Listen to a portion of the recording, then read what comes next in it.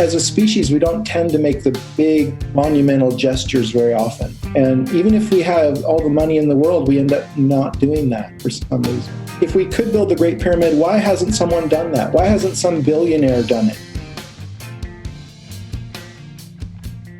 Okay, guys, welcome back to the Grimerica Show. We're going to be chatting with Scott Onstott a little bit later. Shout out to T-Bone Shuffle. He's been looking forward to this one for a long time. I think he's been telling me to get Scott Onstott on since I first met him in the chats. And, to be honest, I didn't know who Scott Onstott was until I kind of connected the dots.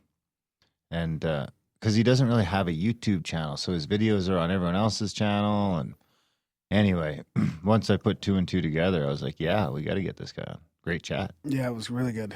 Yeah, and we got everybody's... Very spiritual, too. Everybody's favorite podcaster over here, Graham, original Grimerica shirt, Dunlop. How's it going, buddy? I'm surprised you still got one of those. That's not the original. That isn't the original? No, the original has Sasquatch on the back. Spelt wrong? Saskatoon Squatch. S-A-S-K. Yeah.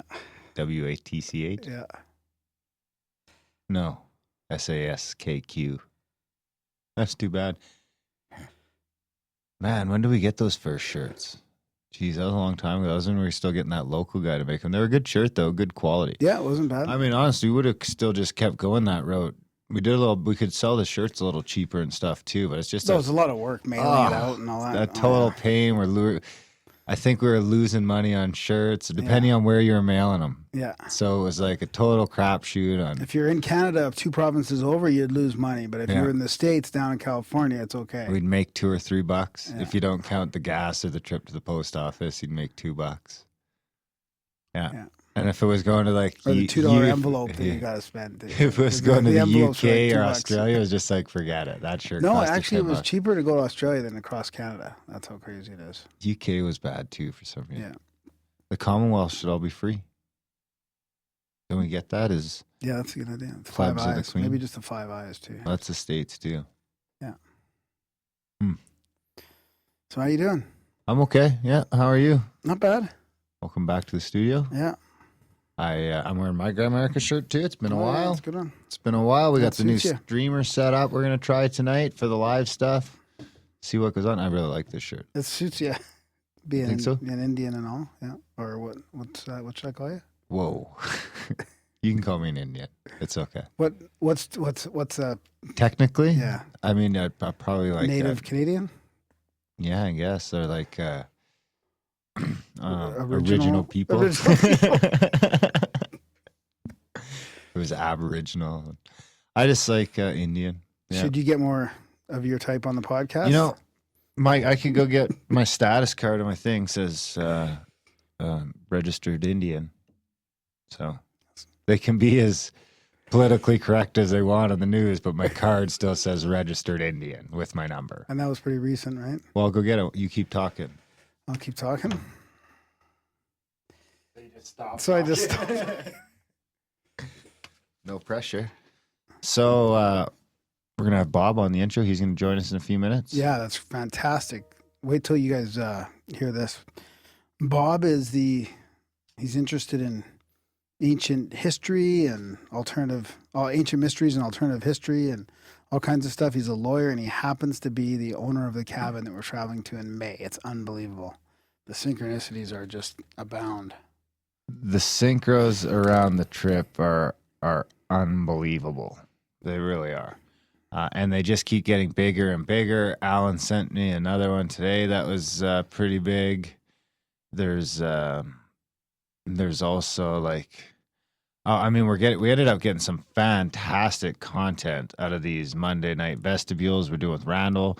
I think I missed the last one, but I think Brandon Powell was there. I was there for Brandon was just dropping down all the Wim Hof bombs and all that. Was Randall there as well? Yeah, Randall was, yeah. So Randall and Brandon. And Brandon's really interested in Randall's work, so it's a really good they're both really interested in each other's work. Yeah. We're going to have Brandon on the show here soon, and then Brandon said he's going to help us get Wim on the show here soon as well, too. So then, of course, we're talking about our trip here coming up. So every Monday night, if you're a registered guest to the trip, you get to join in. It's like a Monday night update. It's like an hour or two where we just answer any questions. It's like a big Zoom meeting, like a big conference meeting, like a video conference meeting. Yeah, but Randall started coming to him, and Graham was there. Usually Graham or I are there for a little while. Brandon was there. We got the guys over at the Snake Brothers podcast. Brothers of the Serpent. Brothers of the Serpent. I think that's what it's called. Well, the Twitter says Snake Brothers. I don't know. Yeah. Someone said they're better looking than us. Really? Yeah. You better start shaving then, buddy. I am shaved. Yeah, when you're clean shaven, you look pretty good. What? How dare you? You just look the same all the time. You're like bland, Graham. At least I change it up a little bit. So you see, this card says Indian on it about 6 times. Yeah.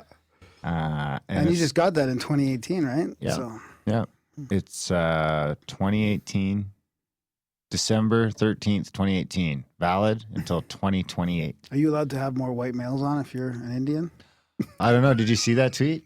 Did you leave that? That's kind of why I was transitioning. We'll go to the social media. Should we go to Do you want to do that? Yeah. Well, we're going to talk more about the trip later with Bob, so we don't need to get into that too much right now. What we do need to get into is I'll continue my rant from last week where we talked about, I've noticed that it's not only support that's hovering under 1%. It looks like reviews and sharing and newsletter subscriptions and all that stuff's hovering around 1%. So we got a real less than 1% problem in Grimerica. And I'd really like to fix that. You know, no more excuses. Go do all of those things, or as many as you can afford to do. So you should at least do 4 of those. So, you know, there should be 1,000 reviews by like 420. By April 20th, I want 1,000 fucking reviews. That's not a lot to ask. No, we could. That's we could really get not there. a lot to ask. That's less than 10% of you reviewing the show. It shouldn't be a problem. That doesn't cost you any money. So do that. Share this show all over the place and sign up for the newsletter. I want 1,000 people sign up for the newsletter by April 20th.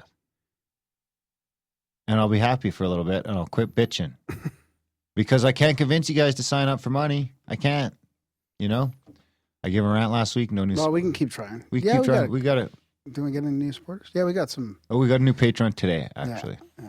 Yeah. Maybe we got to start naming these motherfuckers. Well, and we do have a black budget feed. That's our extra feed well, that that's we what I talk was- about. And we're going to put some of those Randall I side things in railed. We're there. gonna dump. So I'm gonna do a little highlight reel for the free feed. But I mean, we've got like I think the first chunk is like 4 hours long, and then there's still another chunk from before that's like 4 hours long. So I'm just gonna dump it all into the black budget feed over the next couple of weeks here.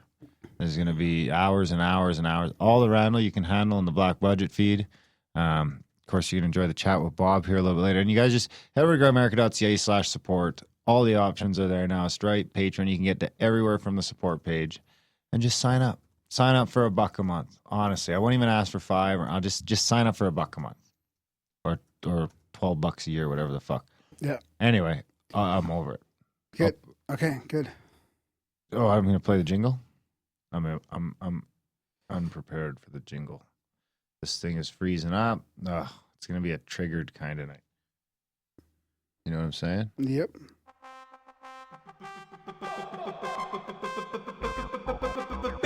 At least there's only 5 hours to go. Social media jingle. Don't It's gonna be a long night. rate, comment, and or subscribe to the Grimerica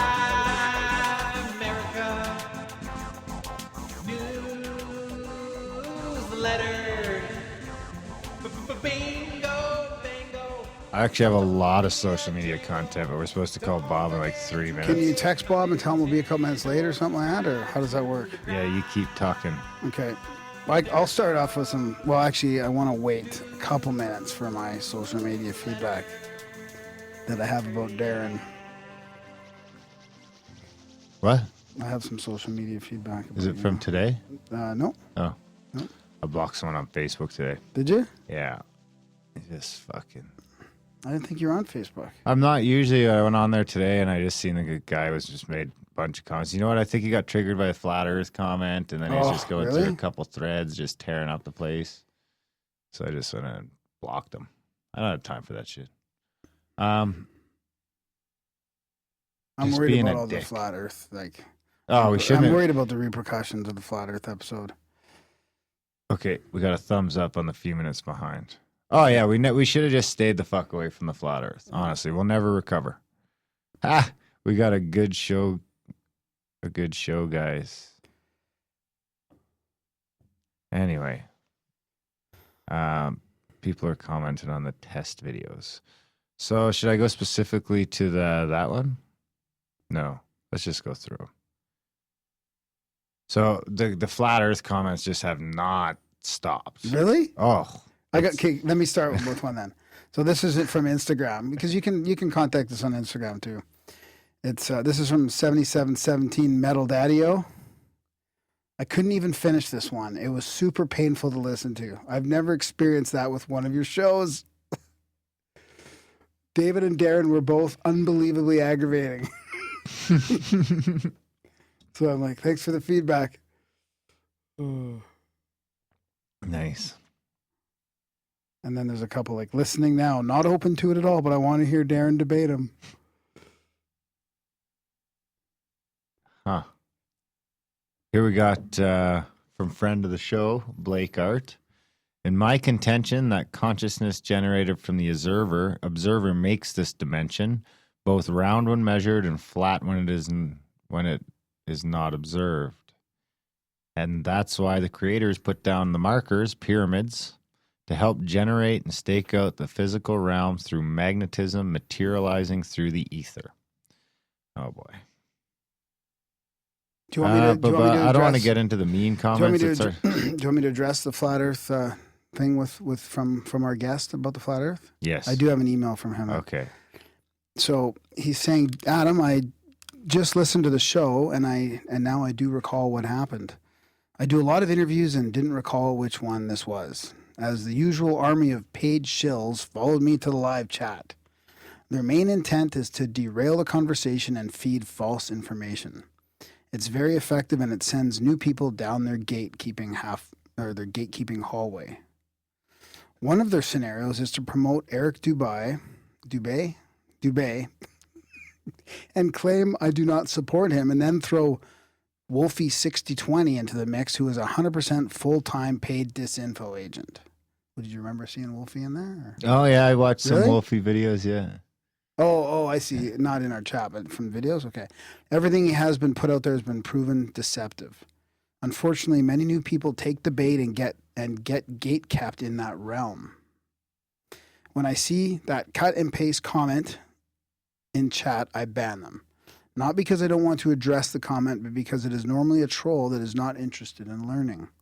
I banned one of your listeners because they were parroting that comment. I apologize. That's from DITRH Dave, which is down in the rabbit hole or something like that. Deep in the rabbit hole, maybe. So, yeah. Interesting. And I saw a bunch of like flat Earth PSYOP stuff, which is really people talking about the flat Earth, but they call it a PSYOP as if it's supposed to be like reverse psychology or something like that. You know, I would think a flat Earth PSYOP would be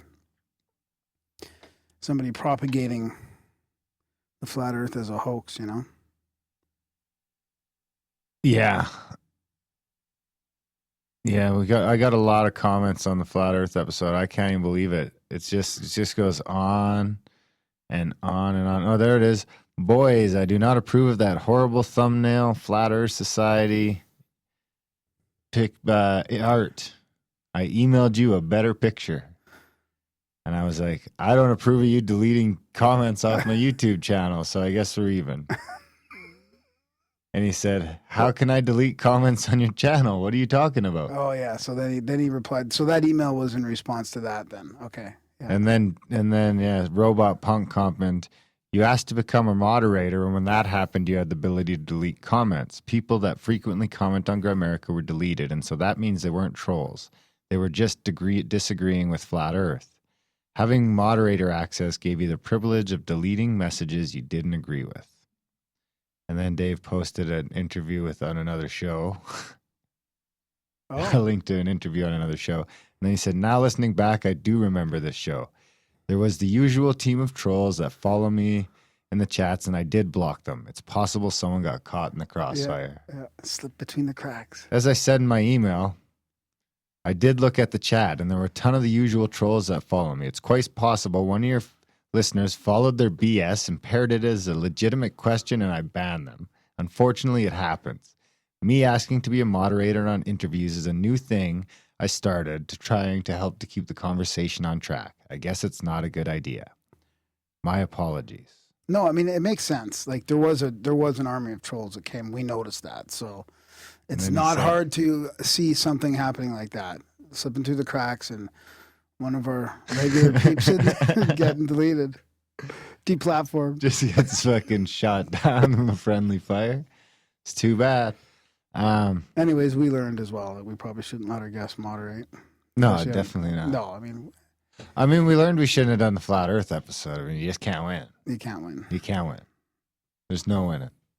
It's like politics. It's even worse than vaccines. I mean, there's some like Oh, global warming. Oh, no. Like we'll approach like global 100 warming, times worse than vaccines, all this stuff, but flat Earth. Oh my God. There's like 3 negative comments on the Del Big Tree episode, I think, if that. Wow. Maybe 2. Wow. And the rest are all positive. Wow. The flat Earth, there's fucking 60 positive and 60 negative, and then they just start in on each other.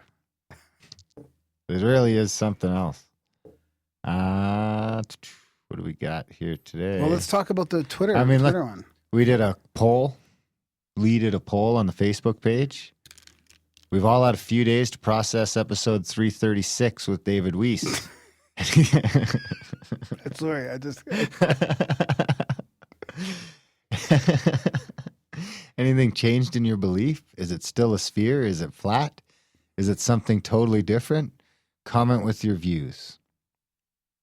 Remember, be respectful. We're all on our own path to enlightenment. One person's reality may be different from yours.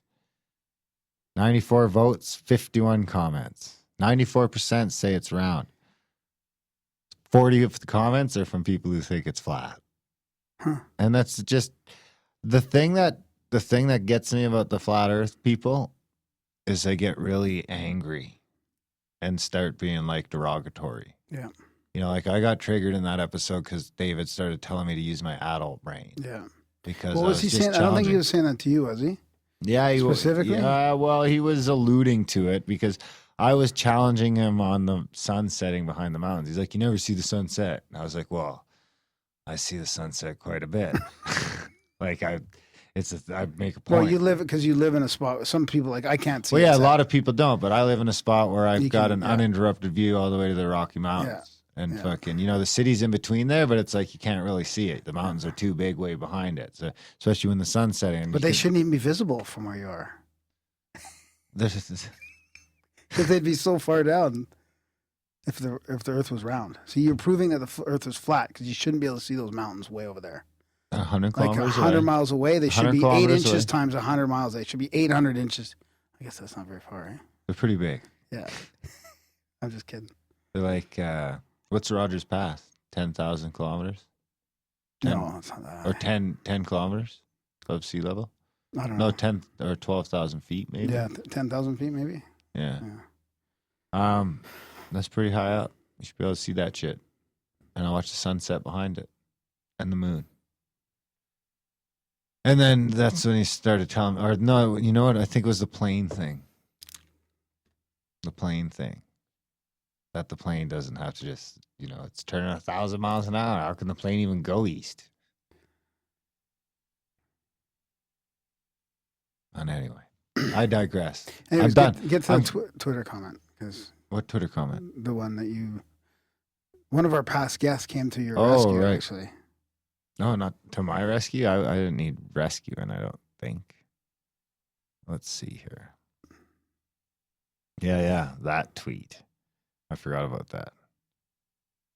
The problem with Twitter is that we get a lot of mentions.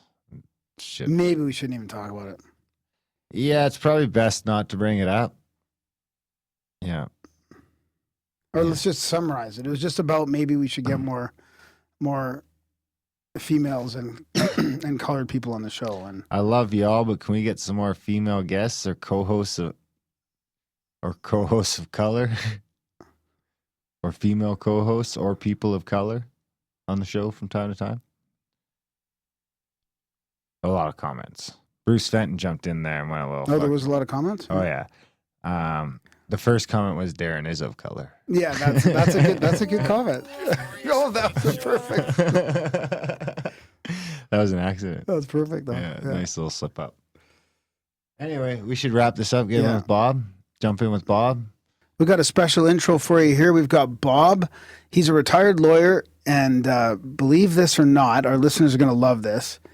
He is interested in ancient mysteries like the pyramids of Egypt and synchronicities and alternative history, and he's interested to the point where he's not just like, reading and listening about it. He's actually got up in front of people and done lectures on it. And he's also the owner of the cabin that we happen to be renting for our trip with Randall Carlson in May. So, Bob, thanks for joining us on this little special intro.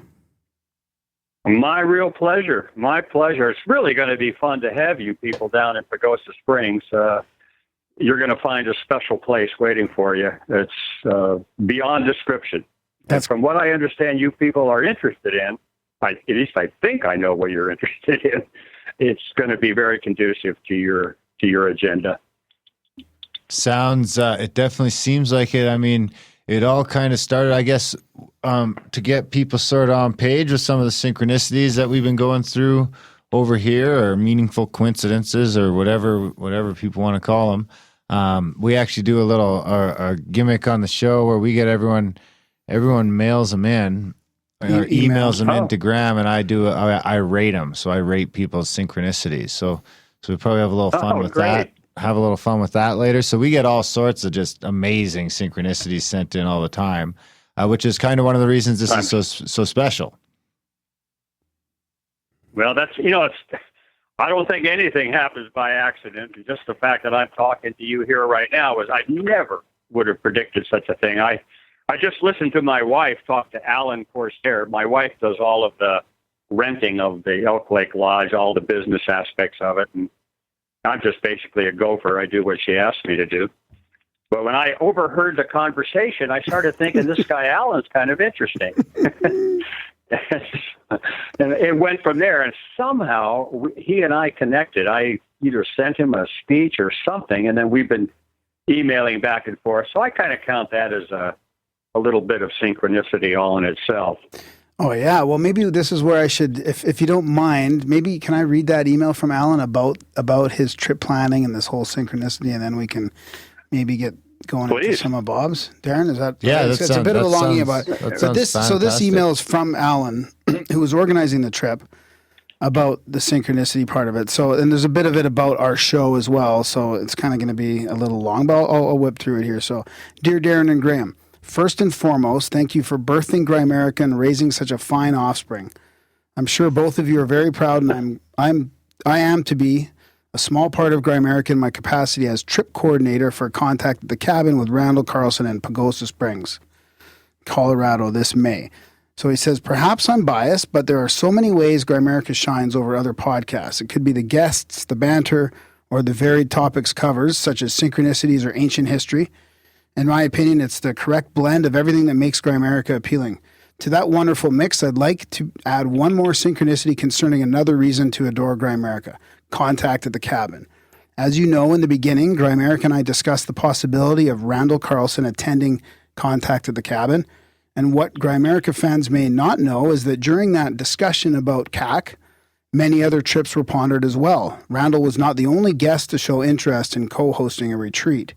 I won't give away who, but when we began to organize Pagosa Springs, we were also developing a retreat to Bryce Canyon later in that year. Although the planning is yet to take off for Bryce Canyon due to the growth of Pagosa Springs, this event and its complexity, Bryce Canyon is still on the table, and for me, here's why. Bryce Canyon was heavy on my mind in a good way. Darren helped to set up communication with the guest involved, and the first days of planning were given over to Bryce rather than Pagosa Springs because of that communication. Literally, the first day I sat to my desk to start officially doing things on these trips, such as collect all my notes, set up folders and filing, generally get my head around all the particulars, and start making action notes, I got my mind blown. Grimerica has 333 shows now and is approaching 6 years of service and doesn't seem to be slowing down. So one can imagine if we really wanted to do a retreat with every possible guest, well, that would be an industry to that end or a dream, and I was all in. The problem was, although I've organized many one-up events, an industry is different. I began realizing Others may have done this type of thing, even though Grimerica's guest list may not fit into what one would consider a normal tour group's attraction.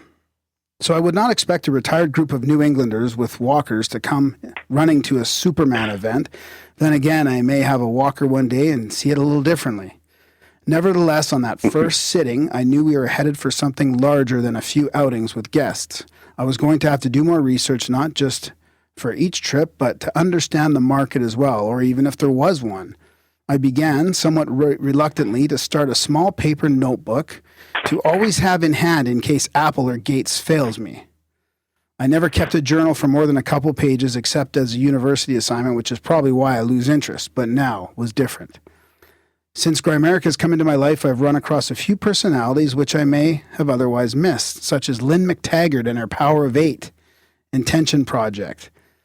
Intent work interests me because I think it's the same process as the placebo effect. So when I began my notebook, I thought it wise to use intent at the same time as I write down the basics. On the first page, line 3, I wrote Bryce Canyon, the guest's name and phone number in conscious thought, focused on the event happening. It is important to remember that with intent work, it is not you making the reality, it is reality making you, but that's another story. As usual, and after half a page, I felt I had done enough and stopped. I closed the notebook and turned my head to notice a Post-it on the end of the desk, which my wife had put there. It was a reminder to check the mail as a package was coming, and porch pirates were making the rounds. I went to the mailbox immediately. Not much was there but a piece of junk mail addressed to the elderly woman who used to live here. She had stopped getting mail regularly, so it was an unexpected delivery. Standing by the side of the road, I found myself looking at a Road Scholar catalog titled Learning Adventures That Stand Out. It's a collection of educational travel possibilities across the planet. Not only was this exactly the kind of information I needed, but on the cover was a full bleed color image of Bryce Canyon. Pagosa Springs has not taken a back seat whatsoever. In fact, the synchronicities concerning CAC 19 are active, exceeding all expectations, and make the Road Scholar catalog seem like a coincidence. I live each day now in a shine thanks to everyone involved. Please realize you are doing intention work when you think about the event. Everyone likes to say vibration, so right now I'm vibrating an ear-to-ear grin because of anticipation and vibes coming from every one of you. Thank you so much. Cheers, Alan. And that's a good one. Yeah, and that actually reminds me of one of yours because of a certain little aspect of it. Which one? I think, I don't know if I sent you, whichever one it is, I'd love to chat about it. So first of all, let's give Darren a chance to rate this thing if he was listening. Yeah, I'm going to give it, I'm pretty biased on this one. I got to be pretty biased because it's all like leaning towards, but I mean that one does pale in comparison to some of the ones that have come up lately, so it makes that plays a role as well. I'm gonna go ahead and give it a 8.42. Nice. That's pretty good. That's pretty good. So the one I was thinking about that I saw, you and I both talked about Bob's synchronicity, that he got up and he shared it in front of a bunch of people, and it was pretty mind-blowing. Well, I was hoping we could do a rundown of it here. Yeah, let's do it. So but I'm going to play a jingle first. Okay, so Bobby, Darren's going to play us a jingle, and then you can get into the one. Now, how do we describe which one we want to hear? It's the one where he, let's say you get stuck. We'll call it that one. The speech is, the talk, I gave it a title, and it's called Saved by the Bowl. B-O-W-L. That's Bowl. Right. Yeah. Perfect. Okay. So you want to hear about that? Yeah, Darren's going to play a jingle, and then we'll hear it. Okay. Play a jingle.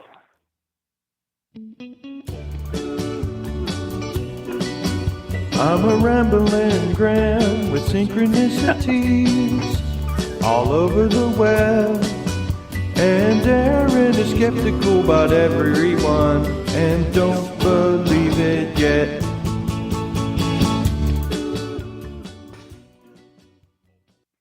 Okay, it's all yours, Ricky Bob. Nelson.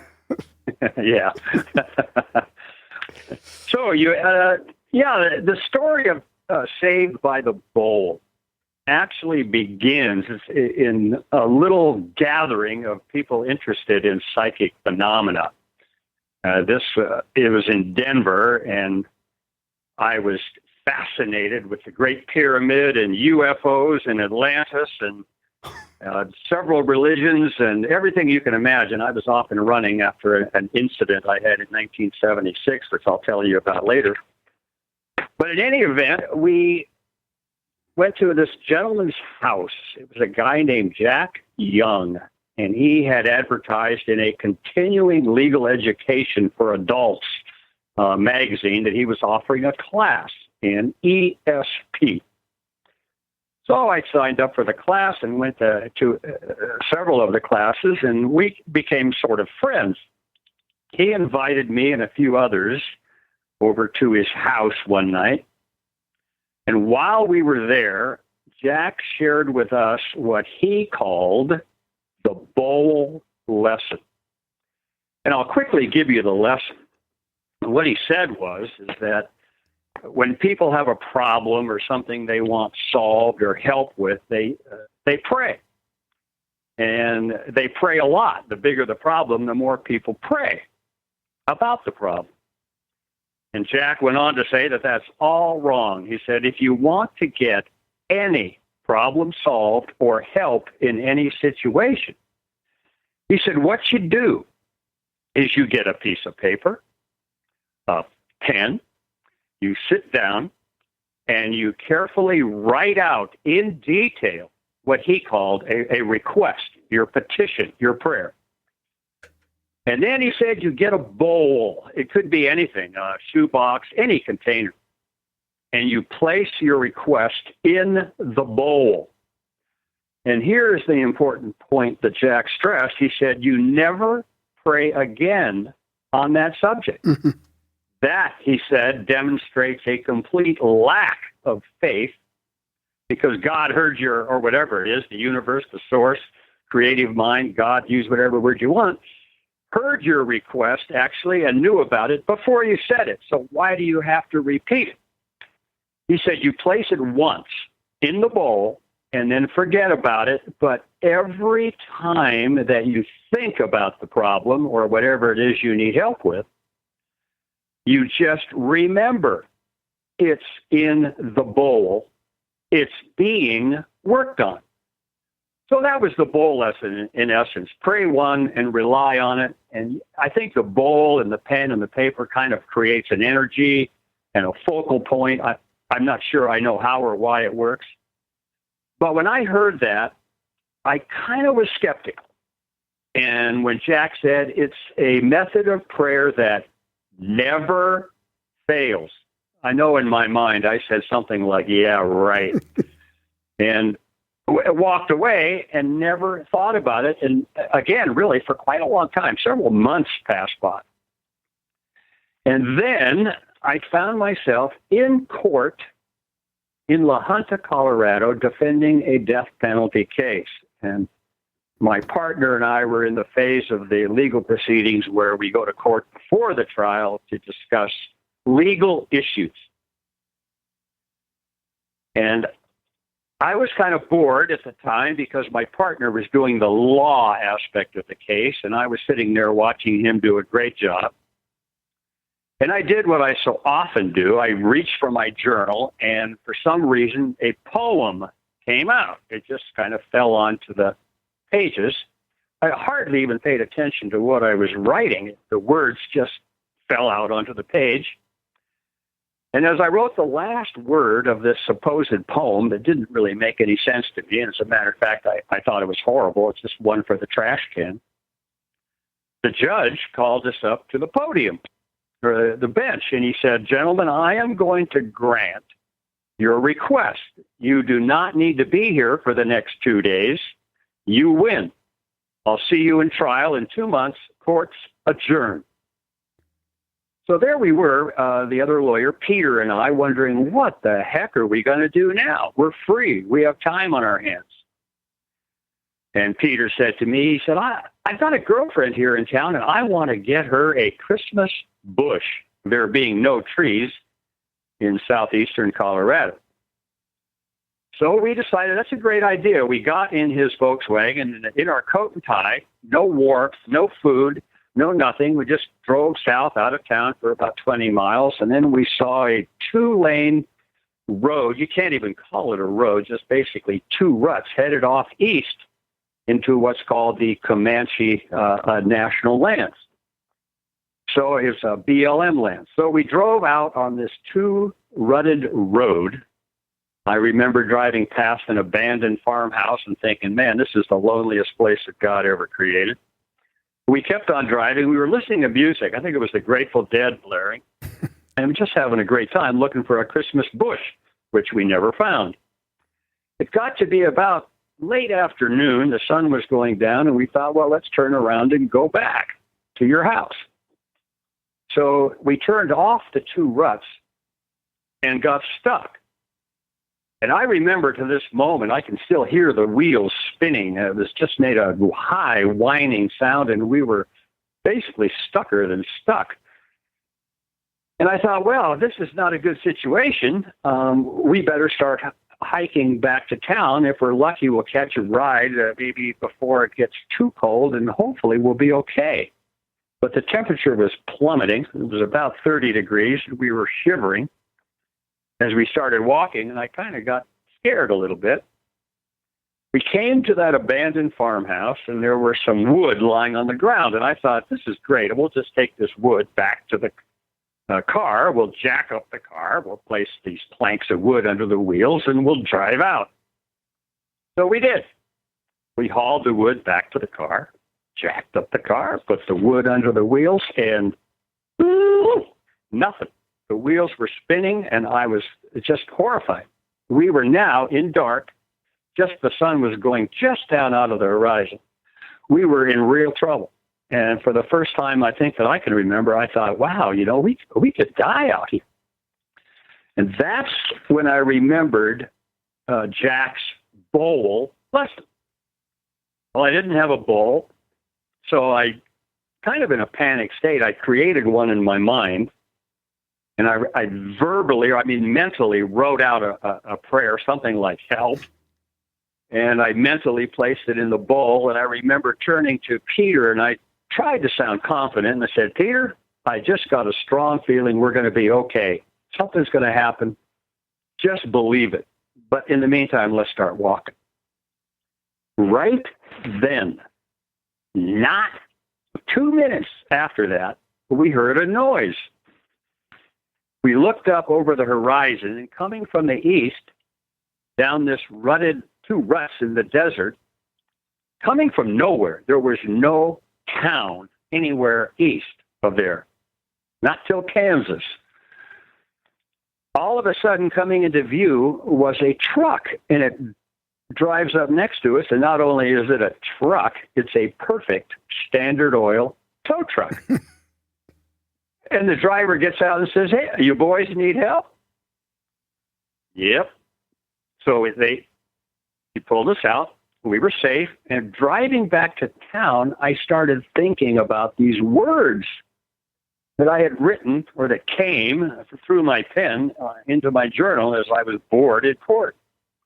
So I opened up my journal, and I wanted to see what I'd read. It had something to do with a road. So here's the little poem. It says, a lonely road stretches through desert sand. There is trouble ahead. We need a helping hand. Our wheels keep spinning while music leads us on. What comes before us has already gone. Well, that got my attention. I thought, man, that just absolutely predicted what happened, and the bowl brought that truck. So I was pretty impressed. But I'm going to share something with you. I'm hoping that your listeners are open to some pretty crazy stuff. This one I don't tell people much. Yeah, they'll be open. Because, people have a tendency to think that there's no way. But also at that time, I was an amateur filmmaker. That was a hobby. I would film everything and edit it and put rock and roll music to it. It's kind of pre-MTV, actually, before there was such a thing as rock and roll videos. I was filming everything. And I filmed driving down that road, headed east, out into the plains. I filmed getting the wheels spinning and getting stuck. And then I quit filming because I was panicked, and we started walking. When we found the wood, I filmed hauling the planks of wood back to the car. I filmed jacking up the car, putting the wood under the wheels. I filmed it all. I filmed the tow truck coming to haul us out. And then I actually filmed Peter giving a victory sign. In those days, you mailed your Super 8 film into Kodak, and they would mail it back in a week or two. When the film came back, it was all there, getting stuck, hauling the wood back. But the next scene was Peter's victory sign. There was no truck on the film.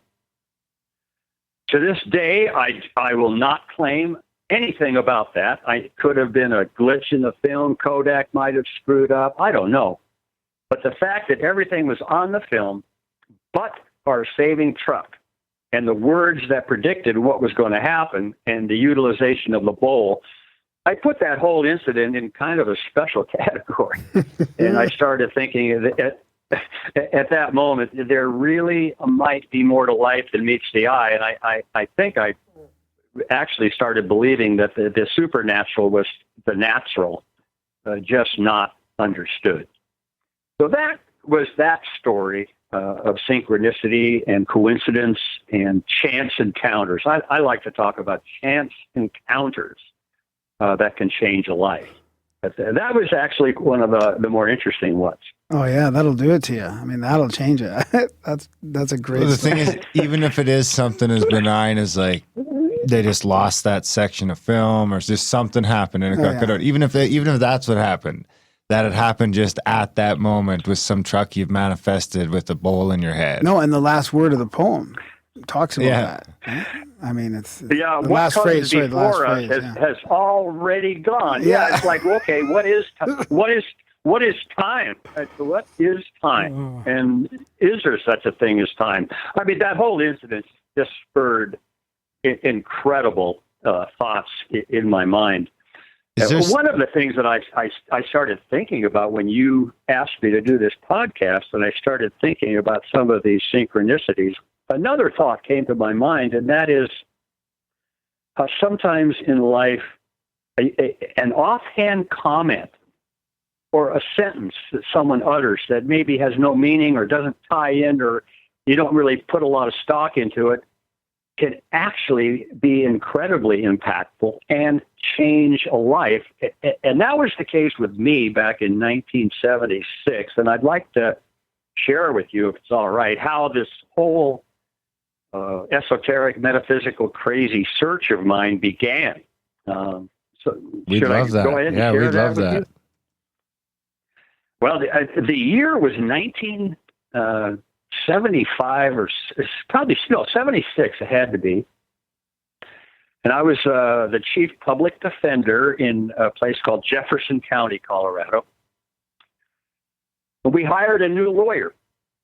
And up until that moment, I had never thought about anything other than trying to survive in a very difficult, stressful job, being a criminal defense lawyer and defending, felons and robbers and rapists and murderers literally every day. It was highly stressful. And I had 3 new children in my first marriage, and that was stressing me out. So I didn't think about anything other than survival.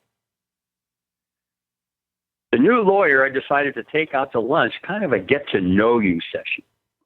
And as we're driving to lunch, there was a real awkward silence. I didn't quite know what to say to him, and he obviously didn't know what to say to me.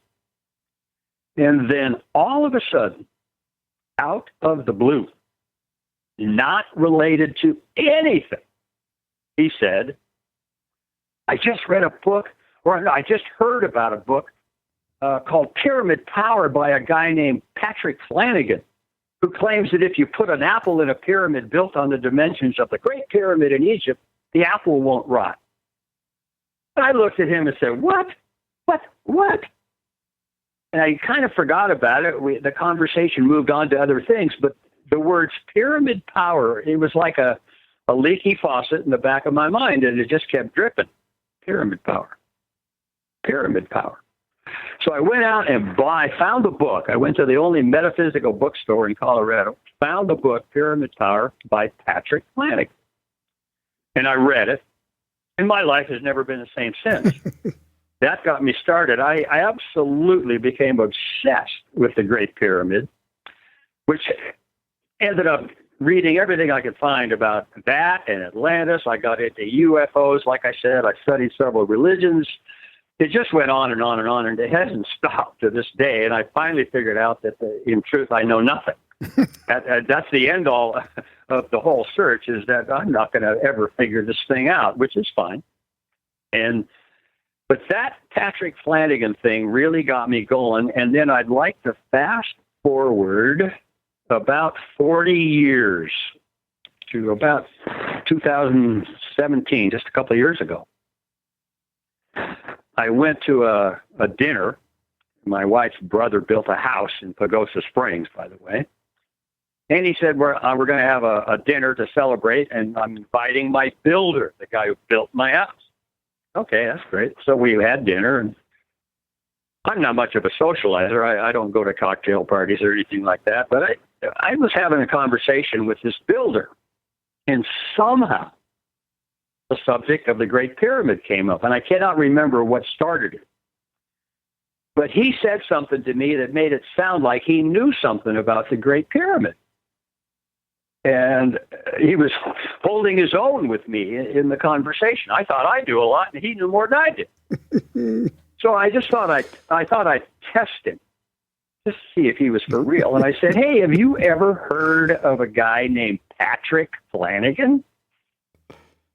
And his jaw dropped, and he looked at me, and he said, well, Patrick and I are old friends. He said, as a matter of fact, I did my initial research in Egypt in 1973, I think it was, with Patrick Flanagan.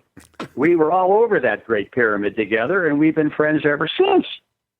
So that really ignited the conversation. And then by the end of the evening, he looked at me and he said, Bob, I'm going back to Egypt to research my third book on the Great Pyramid.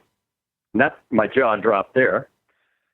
And then he said, would you like to come with me? Wow. Well, yeah, and I'm thinking, I never even considered the possibility of going to Egypt and seeing the Great Pyramid. I had just crossed that off. It wasn't even on a bucket list. It was an impossibility. But out of the blue, I felt totally compelled to follow up on it, and I went. And that was the most incredible experience, because I found myself with a guy named James Ernest Brown, who I think he's actually been on your show. Yeah, we're familiar with it. We both love that book and the whole electric Egyptian theory. Yeah, ancient electric Egyptians. Yeah, and he's just got a new one out called "Fire in the Middle" about the pyramid, which I don't agree with everything he says, but. So I found myself with him, and because of who he knew, specifically a lady named Julie Lohr, who was very well connected, I found myself in the Great Pyramid with James Ernest Brown and only 3 or 4 other people on the full moon on the equinox, and I found myself sitting in the King's Chamber alone. Oh, my God. And I said, oh, my God. And I remember thinking about Napoleon spending the night in the King's Chamber, and he, according to all historical reports, he came out completely shaken and refused to talk about his experience, even on his deathbed. So I'm sitting there in the King's Chamber, just absolutely with my mind blown, and I went back to the hotel that night, and 4 poems came out, one after the other, just blasted out about the King's Chamber and the Great Pyramid. There's no way to describe the feeling that I had when I was in there, and the creativity that burst out of me. I've never experienced anything quite like it.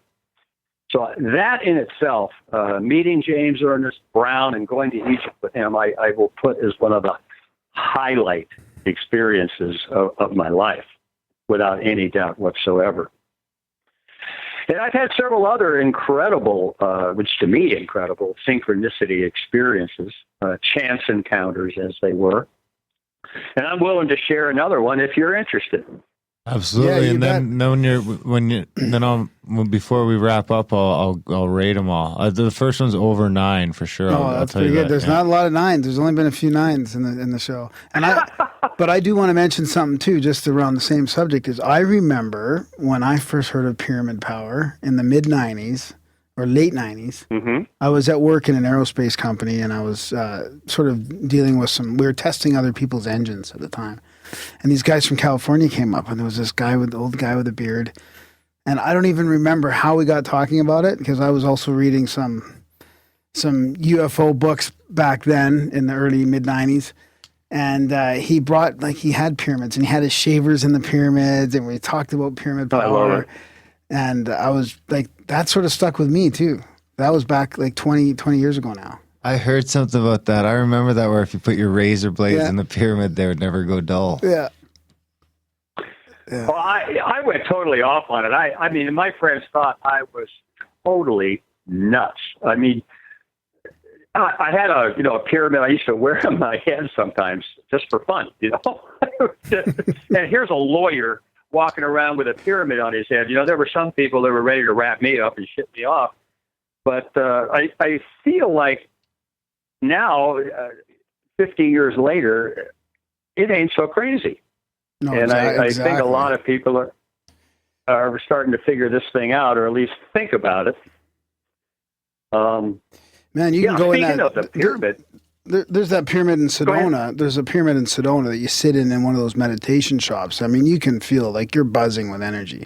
There's a couple crystals below you, and you're in this massive pyramid, and it's physically, you can physically feel it. Well, text me the address. I'm on my way. Let's get her done. Yeah. Well, while we're on the subject of pyramids, I'll share this chance encounter with you. It was, to me, again, rather stunning. Actually, 2 chance encounters and a coincidence that are connected. And this occurred, again, being a lawyer in Jefferson County, Colorado. A friend of mine happened to be the chief probation officer in the county, and he said to me, and I'll never forget it, I can still hear the words, and he said, "Bob, I know you're only interested in crazy, weird stuff like the Great Pyramid, ha ha ha, and I know you're the last thing from Catholic, but you need to check out Mother Cabrini Shrine." And I thought, I'm not going to a Catholic shrine, but here again, the leaky faucet got turned on. It was like drip, drip, drip.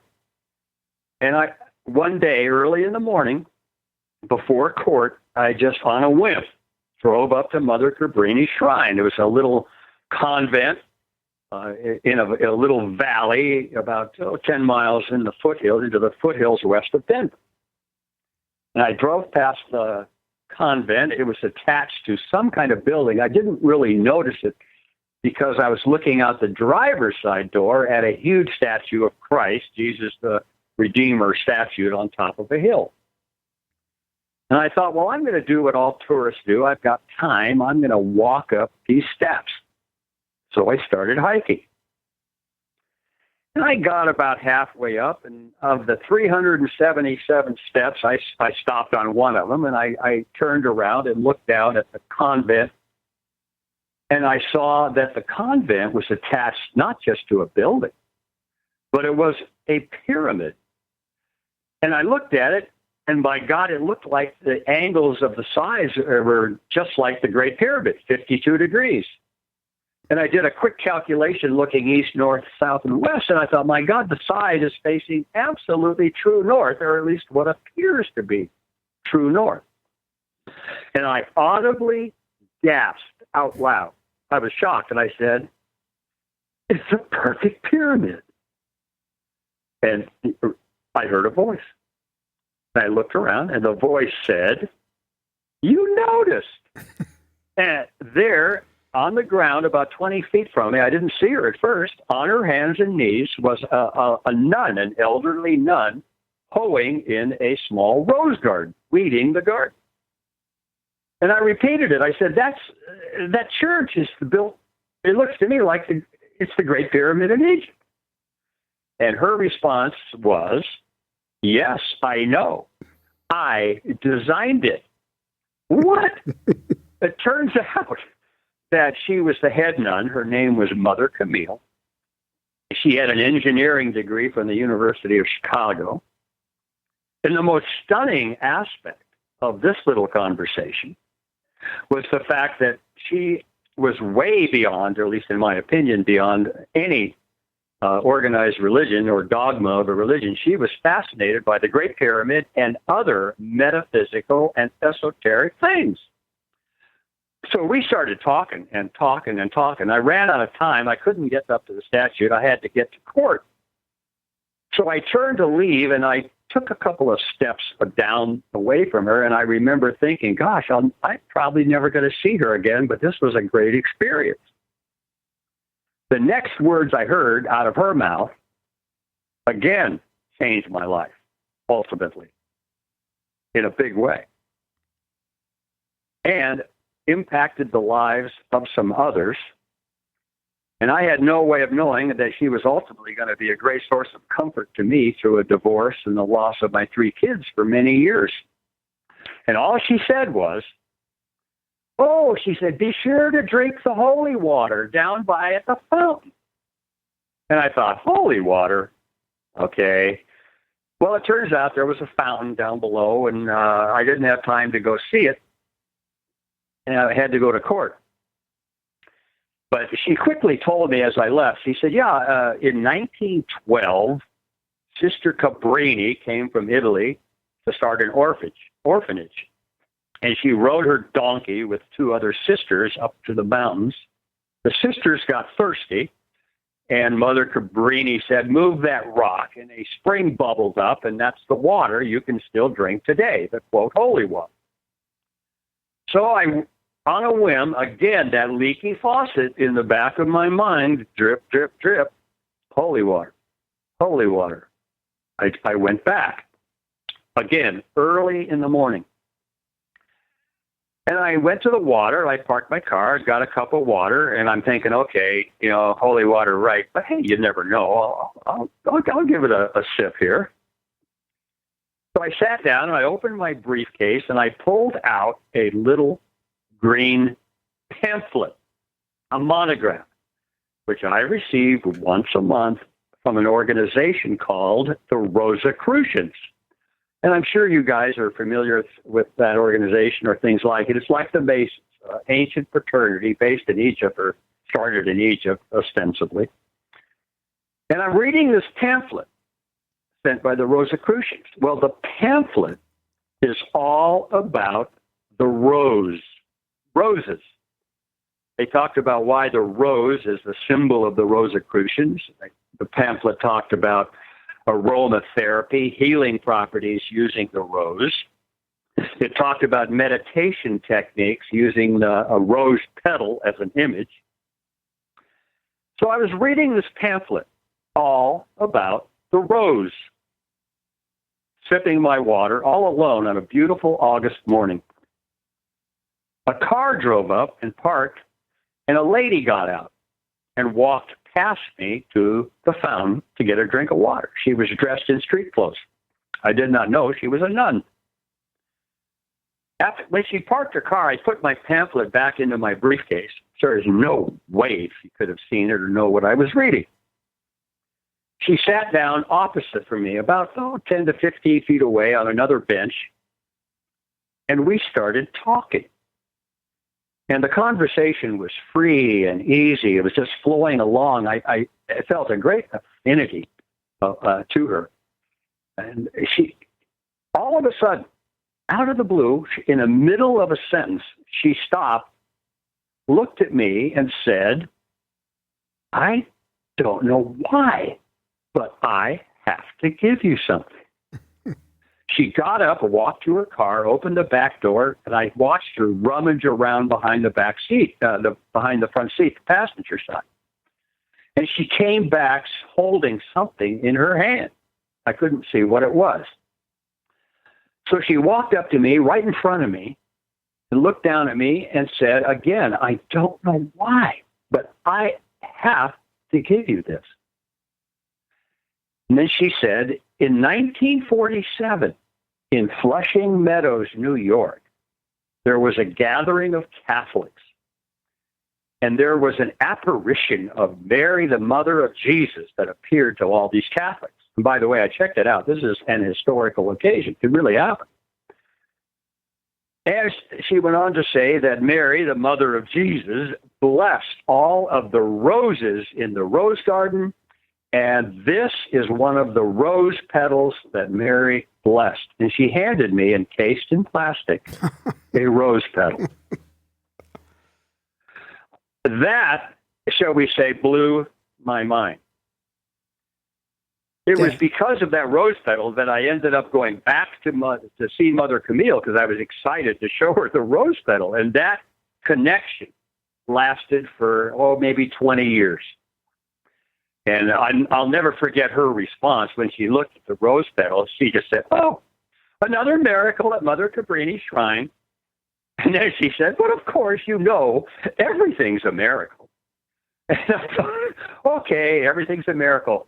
I'll live with that. And my life went on, but like I said, she became an integral part of my life. Counseled me through a divorce. She ended up actually saving an innocent man from going to prison. That's a whole nother story. But how do we rate the rose petal, boys? I don't know. It's unbelievable. It's the rose petal on 9.7. Wow, it's unbelievable. How do you even like begin to explain that? Like it's magic. Yeah, it's magic. I don't think you can. Yeah.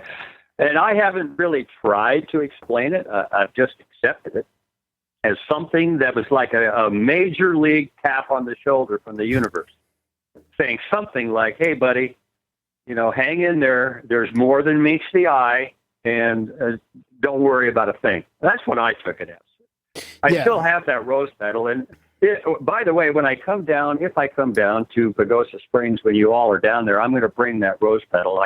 I taped it into that first journal. It was by the very first time I ever wrote down coincidences and chance encounters. I actually made a note of it. And one of the things I found throughout the years is the more you write them down, the more they happen. The more you pay attention to them and give them some credence, the more they come. So it's become a game in my life. Just coincidences, chance encounters. I just use it every day of my life. Just fun stuff. I'll just put it down as fun. So that's kind of where we're at here too. It's like, we got our little chat room and stuff like that, but we've got another, it's sort of a thing around our group of friends that whenever synchros start winding up, we start texting each other and explaining them and ribbing each other a little bit. But, we kind of take those here is that's kind of, a little sign that you're on the right path, or you're doing the right thing, or to stay the course, or to dig in, or whatever, fill in the blank. But is that sort of your take on them? Yeah. Well, we're definitely hoping to get you. Go ahead. No, I just say I don't know what. Like I said, it just reinforces the thought that I really don't know anything. I just. Bring it on, boys. I'm just, whatever you got for me, I'm ready for, and I'm not going to try and figure it out. It's trying to figure it out will drive you nuts. Yeah, that's kind of where we're at too. It's just you just have more questions in the end. Yeah, and then there seems to be these weird variations of them, or some of them are like synchros, and others are these weird little precognitive things. And it's your first one there was kind of a combination of both of those things, but there's just it's unbelievable. It's just like riding the river, riding the river. That's when you're riding the river and you're just going with the current, is when you're noticing that sort of stuff. Well, that's where I'm at with you guys coming down to Pagosa. I mean, my wife and I really debated whether we were going to have so many people come to our lodge. It didn't look like something we really wanted to do. It's going to be, it's a lot of stress on the lodge. But something just kept telling me, this is something that ought to happen. Let's go for it. And so we decided to go for it and have you all come down there. And so I think I am going to come down and say hello and see for myself what's going on. In retirement, I can pretty much do whatever I choose, and that's what I choose to do. So I'll probably, more than likely, see you in Pagosa Springs in the middle of May. We're looking forward to it. Like I said, we're hoping that we can get you down at least on the 24th for sure to maybe give a little talk and talk about synchronicity and stuff like that, and meet the great Randall Carlson. And yeah, some of the people coming for that last weekend, there's a ton of interesting people coming for that last weekend. Absolutely. There's going to be interesting people there from beginning to end, but we've got past guests coming to this thing and some other people, and it's going to be a pretty amazing event. I mean, I think some of the highlights are going to be just the little conversations that are happening off in the little corners, the stuff that you can't really contextualize or you can't really plan for, or you can't really broadcast or anything like that. But that's where the real life-changing experiences tend to happen. And then lifelong friendships.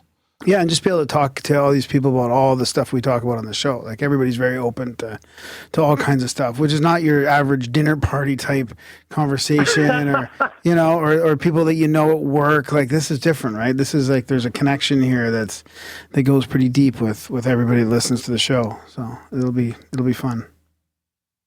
Well, when you get there, you're going to be in the most amazing, and I'll call it a spiritual place. I'm not sure I know exactly what that means, but to me, it's a very spiritual place. I get spiritual feelings while I'm there.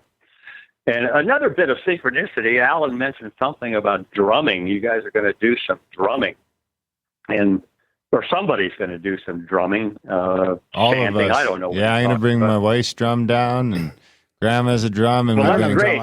Oh, you don't? We've all been encouraged to bring drumming instruments if we have them. Because Randall used to drum when he was younger, and he hasn't done it in like a couple decades. So he wants to get back into drumming. So, well, I was given a drum made by Native Americans. I was actually defending a Native American charged with vehicular homicide, and the chief of the Northern Cheyennes, actually, what they call him the roadman. A priest, so to speak, invited me to I'll just go ahead and say it. I can say it now. A peyote ceremony. And actually, I ended up doing 4 peyote ceremonies with these people. Fascinating experience, to say the least. But I have a drum, a beautiful drum, and I used to take it out on the balcony of the lodge. And you're looking out over 120 acres of rolling hills, which head up into the Winnemuche Wilderness. So your backyard's 93 million pristine acres with not a soul in sight, with skies as pure as you could get, and stars that look like they're sitting on your own forehead.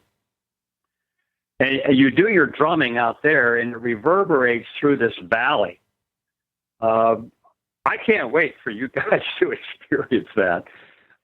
It'll be crazy. Well, and speaking of corners, like I said, there's 120 acres of all kinds of little private corners and places, and out of view places to sit and meditate and chat and share. They're also on the land is an old cabin. It's in ruins now, but the basic part of it is still there. And the myth or the legend is that cabin belongs to some cattle rustlers in the late 1800s, and that was their hideout. So I think that kind of fits in with everything. I hope you guys go up and walk around the cabin and get a feeling, whatever feeling you get. It'll be interesting.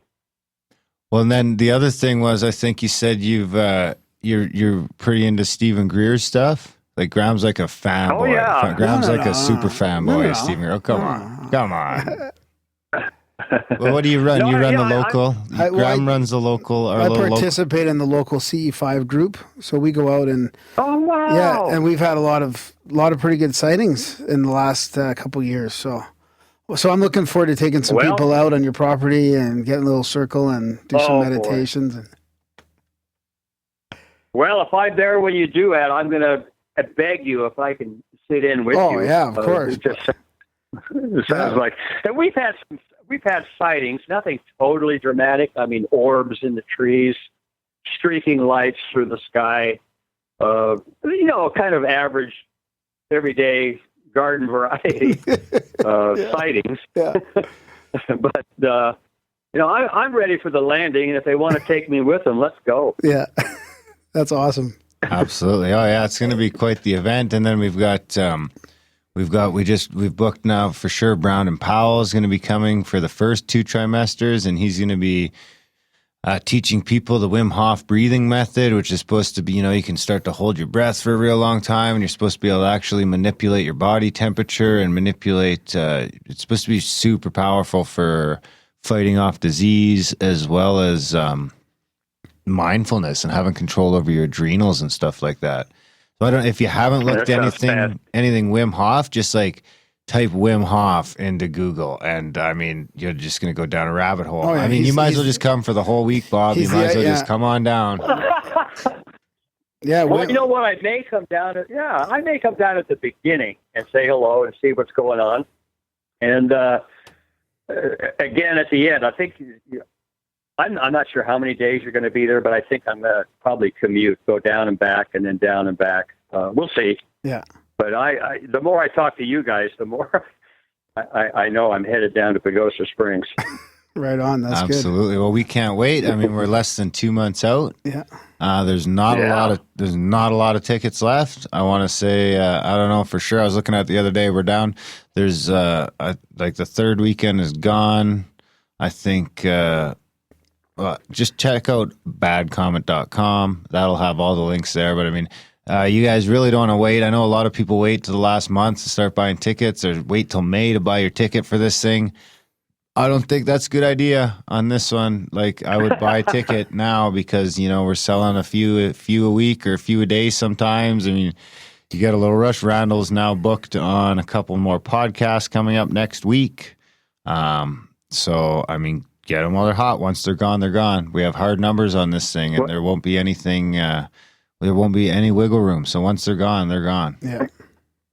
Well, speaking of hot ones, once they find out that at least reputation-wise, the greatest healing waters, hot springs on planet Earth are in Pagosa Springs. Wow. And, the Pagosa Springs healing waters are worldwide famous. And it's the best healing waters you'll ever be in. And there's 2 places actually 3, you can enjoy the waters. One, a real fancy, just recently renovated, many pools on the river. You can actually get in the river and be cold and get into a hot tub or a carved out hot pool. And there's like 10 to 12, maybe more different pools with different temperatures overlooking the river. I personally like to go across the street to the old, funky hot springs, where some of the locals and natives hang out. And that's where I like to go. It's just, I just like funky. But in either way, I hope your guests will at least some point in their stay take advantage of the healing waters in Pagosa Springs. Oh, yeah, I'm sure they will. And I mean, that whole Wim Hof method too he's called the Iceman because he'll swim under the ice or he'll absorb himself in ice water. Like, these are the people that'll have cold baths, and the breathing techniques help regulate your body temperature. And, if you can breathe through all that stuff, it's so much easier to tolerate. So I'm sure people are going to be jumping in the cold pools and the hot springs and everything after doing some breathing. I was out at the Nordic Spa a couple weeks ago. It was just fucking amazing. They got the ice pools, and then the steam room, and then the ice pools, and then the hot tub. Oh, wow. Well, that just sounds fantastic. I'm kind of I have some trepidation about one subject, and I'll just go ahead and tell you. We have a 10-acre lake. It's right in the middle of the property. You can look down on it from the balcony of the lodge. It's real pretty. Yep. But there is no way that people are going to go into that lake. I mean, our liability is at a high level with people going into the lake. And I'm just telling you right now, if you're going to do the hot water, cold water, you're going to do it either somewhere else or down in the river. I think the hot springs would be the place. Yeah, exactly. To do something like that. Yeah, we're not going to go in the lake. Yeah. Yeah, no, we'll make sure. We'll make sure everyone stays out of the lake for sure. Yeah. Oh, good. You made my day. We That don't makes want me the feel liability better. either. Yeah. I mean, it sounds like a Yeah, nightmare. no, hey, good thinking. Yeah. Good thinking. I mean, if the lawyer All right. doesn't want the liability, then we definitely don't want the liability. We're just a couple of Canadian podcasters here. Yeah. But I mean, Hey. this is just the first. This is your first. We call them contact at the cabin, and we did one in Oregon last year, and we did one in Washington the year before. So I mean, this is kind of the evolution of that with Randall Carlson. And I mean, I'm sure there's going to be. I mean, maybe we need to do one with James in Egypt one day. Yeah. Right? Or we'll go with Randall searching for the Holy Grail. Yeah. Who knows? Yeah. Boy, this sounds great. Just so great. Well, I'm excited. I really am. You guys got me real excited about this. Right on, Bob. Well, we appreciate you giving us some time and telling us the stories and the synchros and coming on the show and telling us about the property a little bit. And we're absolutely looking forward to meeting you in May. Me too. All right. Okay, Bob. All right. Thanks, You Bob. have a wonderful night. You too, guys. See you later. Okay. Bye-bye. Bye-bye now. There you have it. You know, we didn't even get into any of the...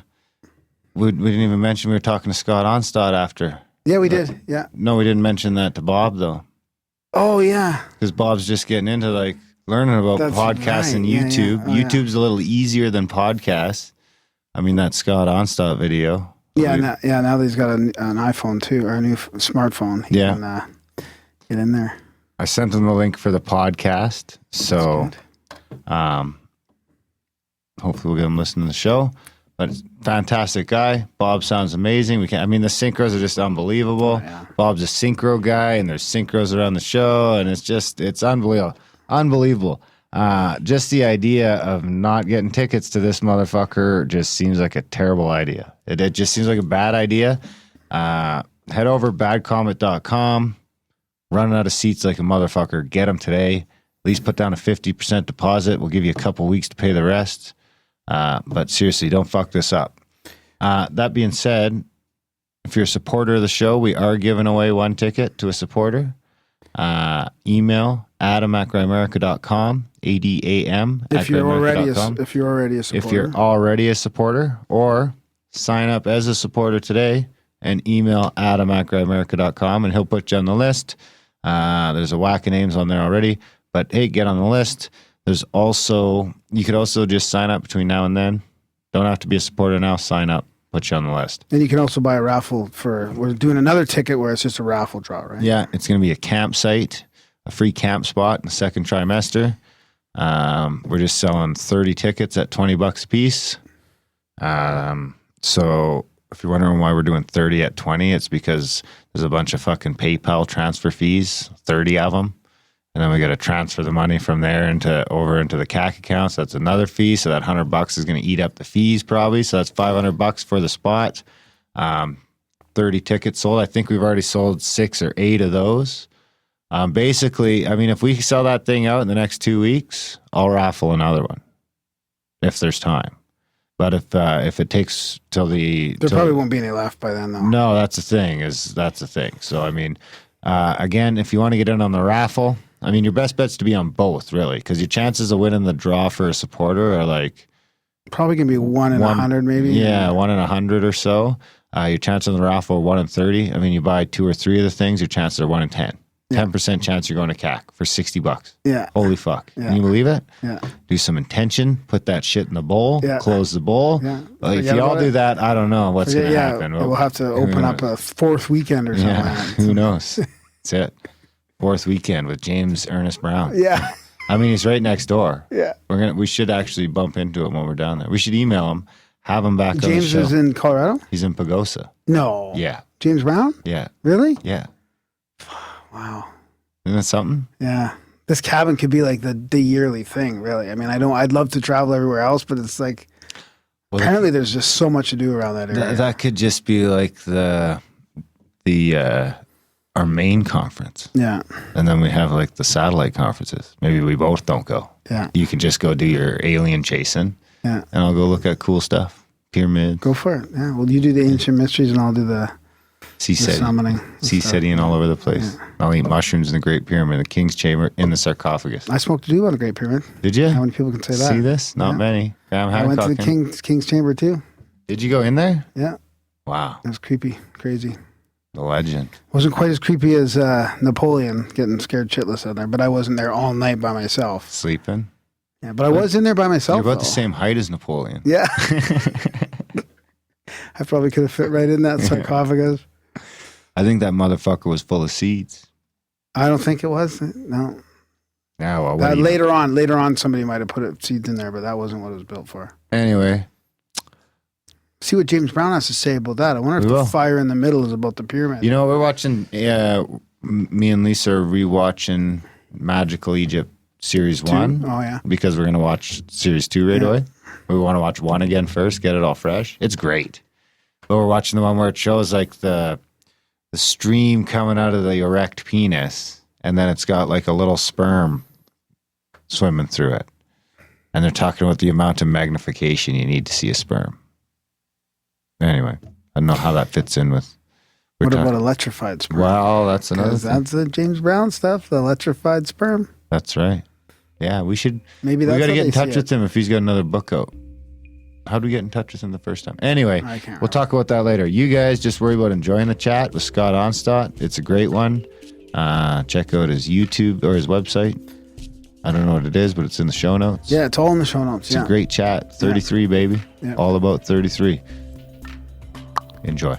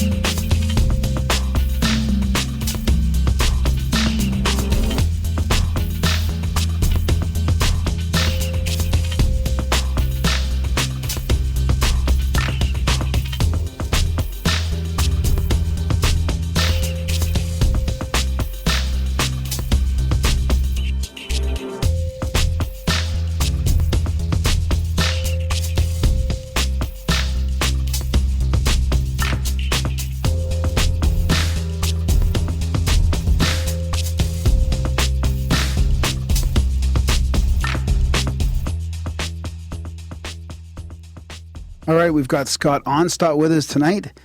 He was the creator of this brilliant movie. It's like almost 4 hours long. Secrets in Plain Sight from almost 10 years ago now. And he's also got a sacred geometry course going, and we're talking to him. He's in on Vancouver Island, and we're in Alberta.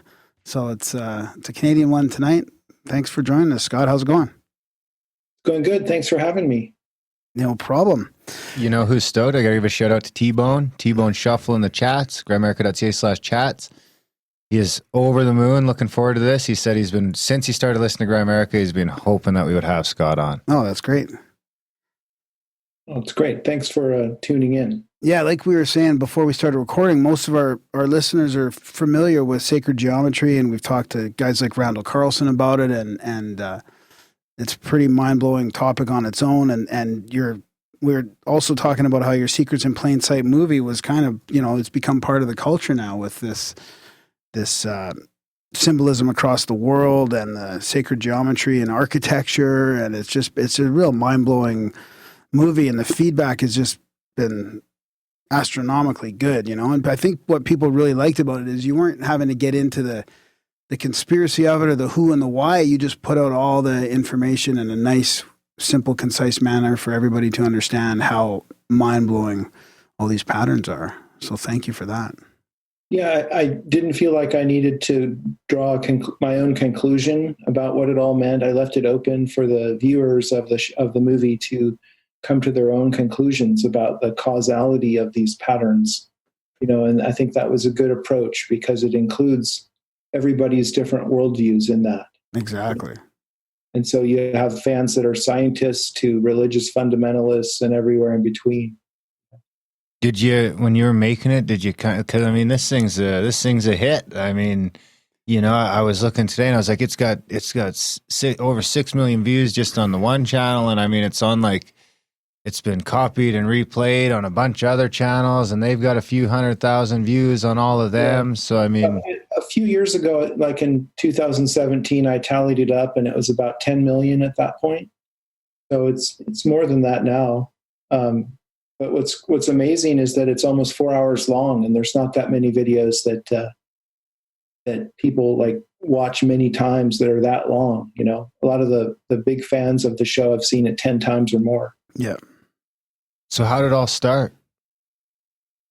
Well, it started just reading a lot of books, and what the catalyst for it all was just a conversation I had with this intuitive woman, Marcia Schaefer, back in 2009, and she got in contact with my higher self, and she was telling me things about me that I thought were very accurate.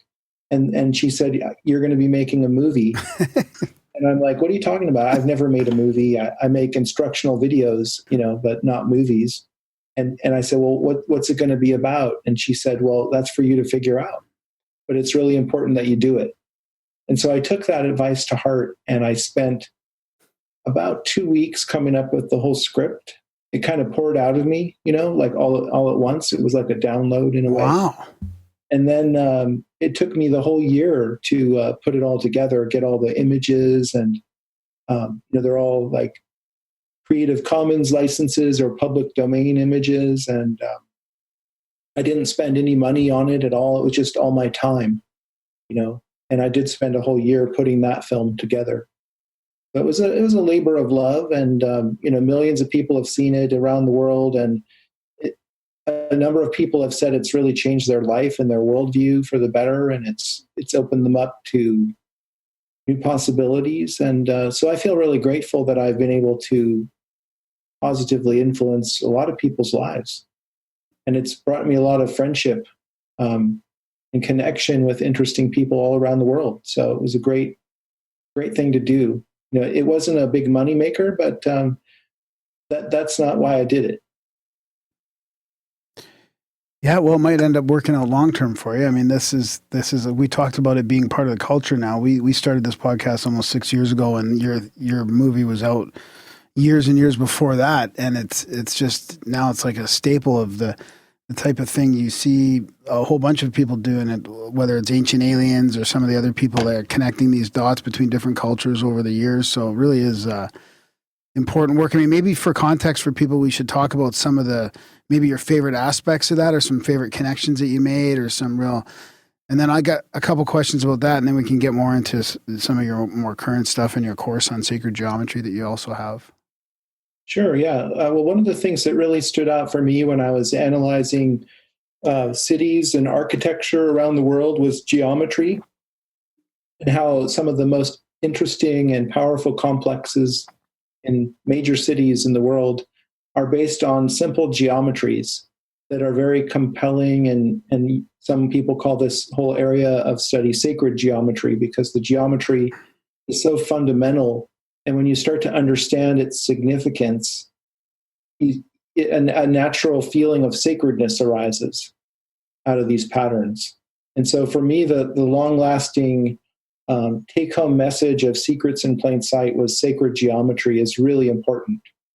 And so that's where I've been focusing my efforts more recently, in creating a sacred geometry courses and doing workshops where I guide up to 33 participants in a weekend workshop where we go deeply into sacred geometry, and we draw a bunch of things on one day, and on another day we make a group project together that's really very moving and a beautiful experience. Oh, that's fantastic. of course, 33 participants. Well, we should talk about that for sure. I mean, that's, again, your movie was probably one of the ones that brought 33 to light to a lot of people as well. I mean, you reference it over and over in there, and the amount of, like, I can't believe all the stuff you pulled out, whether it's part of the U.S. flag or whether it's part of architecture of a building. Like 33 is always, and now it's part of pop culture, which is the problem. So now it's going to get greasy. Yeah. Because now you hear it in the media and you're always wondering, you know, it's a sign that something is afoot when you hear like. Well, I just read it today. I was reading an article about the scandal with U.S. Universities and how parents have been bribing their way to have their children go to the universities. And in the biggest lawsuit ever against this kind of thing, there were 33 people. And I just thought, why does it have to be 33? You know, exactly. Because they're saying something that, like, for me, it's a bell that rings for somebody to know that that's part of some sort of agenda. That's the way I kind of look at it. I think it's just like it's even deeper than the agenda. The agendas certainly are operative and do happen, but it's part of the universe. You know, we have 33 bones in the spinal column, and there's 33 octaves from the Earth's resonant frequency to middle C. And there's just a lot of examples of these things, like Mach 33 is escape velocity. You have to go Mach 33 to leave the Earth. So that's 33 times the speed of sound. And there's no way we knew that. Well, there's no way that. I was going to say, like, how could they have done that? But there's no way. How do you make it so that escaping the Earth's velocity is the same as... Nobody makes it. That's what he's saying. Like, there's so many natural... and I got to say, it was during your documentary that it clicked for me. And I don't even know that it clicked because I'm just a fucking idiot. But I think it clicked. And it's when you were lining up, what is it, the latitude of the Great Pyramid and the speed of light? Yeah. That's a really amazing one. Since I made that, in 2009 or 10, when I did that research, the data has gotten more accurate, that you can get in Google Earth, for example, on the position. Right. It's right on the frickin' money right there on the top of the pyramid. Before, I think in the video, I said it was like within 50 meters or something like that, but it's right on. Speed of light. The speed of light in meters? Yeah, what's interesting is the metric system is implicated in this. And I've found parallels with the metric system in the Great Pyramid. And obviously, we know the metric system wasn't invented until, let's say, 1800. So how is it that it could be encoded in a structure that's clearly thousands of years old? And I think that, the answer is the metric system is based on the geometry of the Earth. And we know that's true. In 1800, they based it on the meridian circumference of the Earth. And they divided that into 40,000 parts, and they called those kilometers. Oh, wow. And then in the ancient times, they must have done something similar. They must have measured the Earth very accurately. Yeah, but and devised a measurement system based on it. But then not only that, they got to pick the same start point to line up that latitude. Well, the equator. Or it's the equator, yeah, I guess so. Yeah, everyone would pick that. That's a natural feature. So at least, and you have to be able to distinguish where that is. Yeah, you have to figure that out based on detailed knowledge of the whole Earth, which goes against our understanding of what ancient Egypt was all about and what they knew. Yeah. Right. Yeah. So when I seen. Yeah, when I seen those two numbers on the screen, that was like when it hammered home. And I was like, it's all simulation, man. I was like, that's not the Illuminati. That's not anyone trying to, that's just the machine just is coming up with some numbers. And it's like, yeah, no one's going to notice this. And then Scott Onstott comes along and breaks it. Well, I wasn't the one to discover that. And actually, I'm not sure who did. It's in my film. I do mention the person, but a lot of my film is just researching what knowledge is out there and then presenting that to you. Yeah. And giving credit where credit is due. Yeah. So some people think, I'm the one who discovered a lot of these things. And sometimes it's true. I do have unique discoveries, but many times I'm just reporting on what's already been figured out by other people in the past. Yeah. So how do you think what do you think about it? Do you think it's like, how does that 33 come up all the time? Like, I don't know. How else could it be if it's not, it's either like, it has to be a computer. Well, there's a couple of things. I've seen so many examples of these numbers and patterns appearing where they really shouldn't, seemingly with our current understanding, appear. But I think it exposes the mathematical nature of the universe is entirely mathematical. And that gets into what your comment about a simulation being a possibility. But also, I've thought deeply about what mathematics is. You know, it's a language, right? In fact, it's the universal language because it transcends culture. There's only one math. There's not a Chinese math and a totally separate American math. It's all one math. Even if you were on another planet, presumably you would come up with the same mathematical ideas. But of course, you would express them with different symbols. But that doesn't matter. You know, languages have different letters and you know, different words, but we all get to the same meaning behind it. But basically, the universe is entirely mathematical. But mathematics is always, you have to remember, it's just a language. And languages are completely empty without consciousness. Language, when you find a language, it's always an artifact of consciousness, right?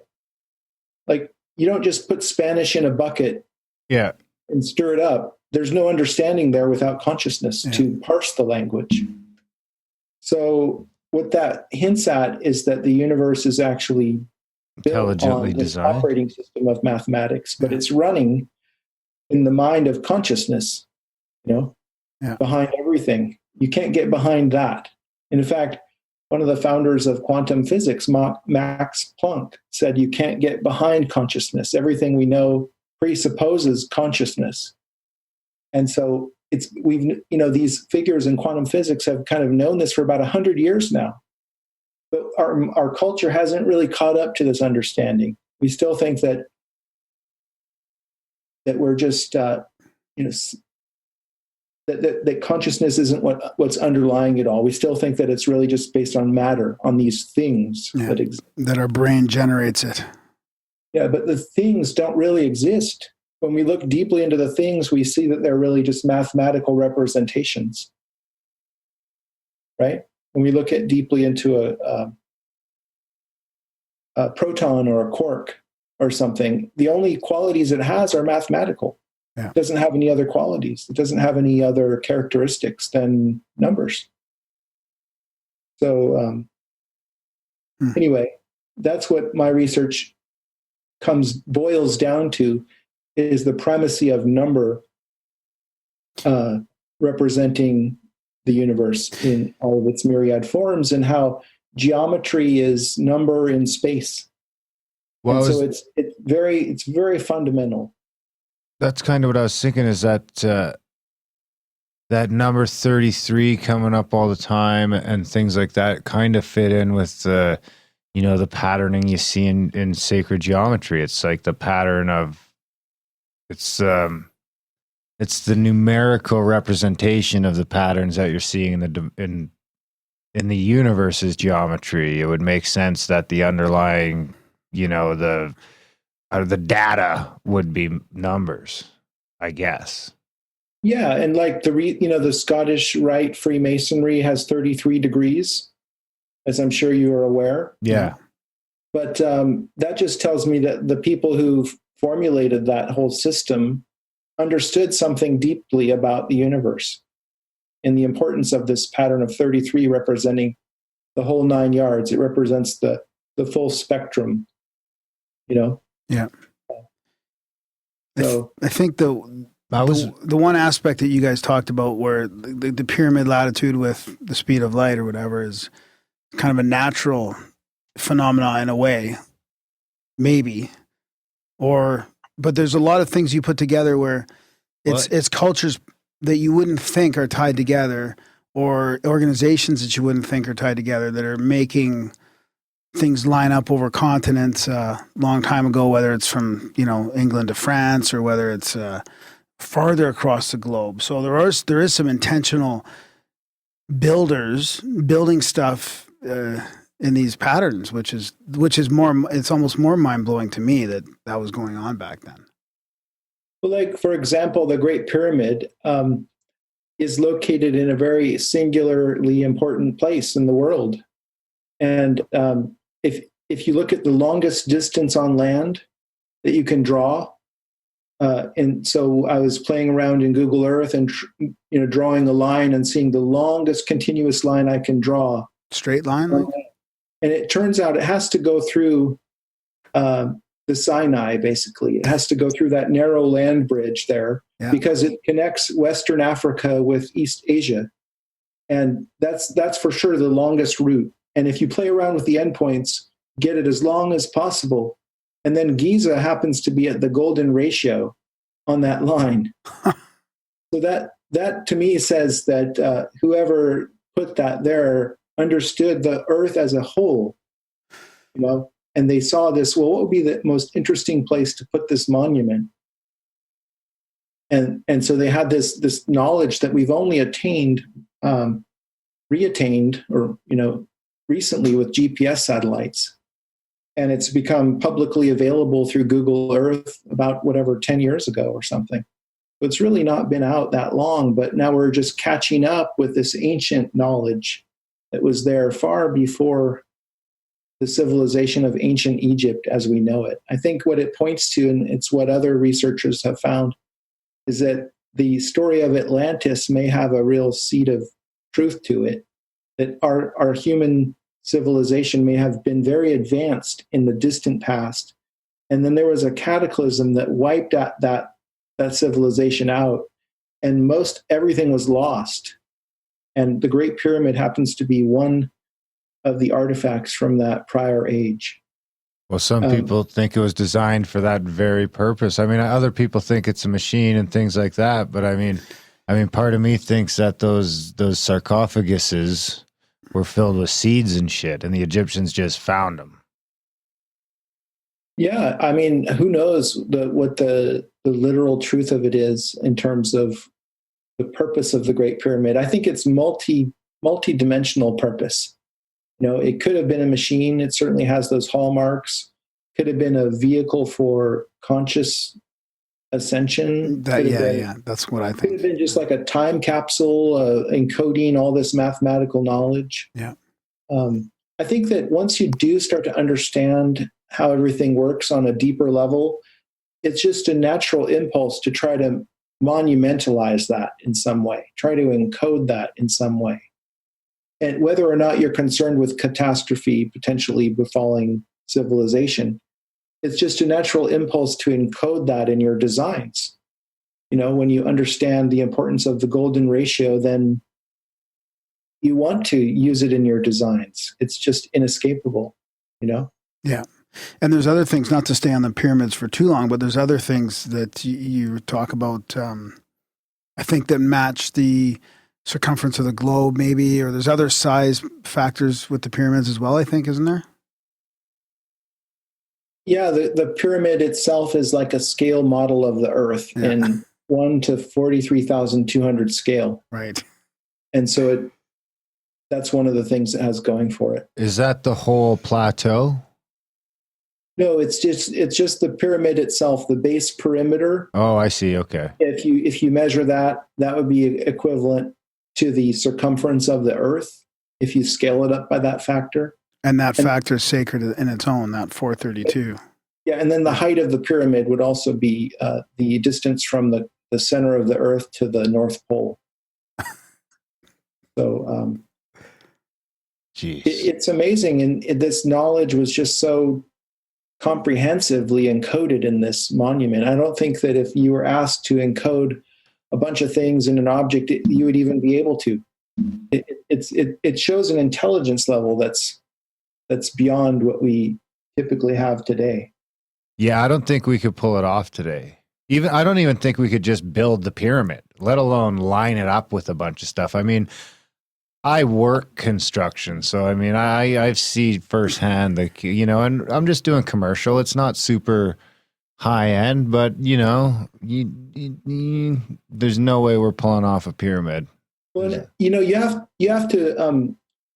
Normally, when you build construction, you might, you know, get the whole building down to within an inch, or maybe a half an inch, maybe if you're lucky. But you're not going to get super accurate unless you need to, right? And accuracy costs money. So why would you build a pyramid so accurately? It would be insane to do that, especially with the story that, you know, they shaped the blocks with copper balls. I mean, that's ridiculous. Yeah.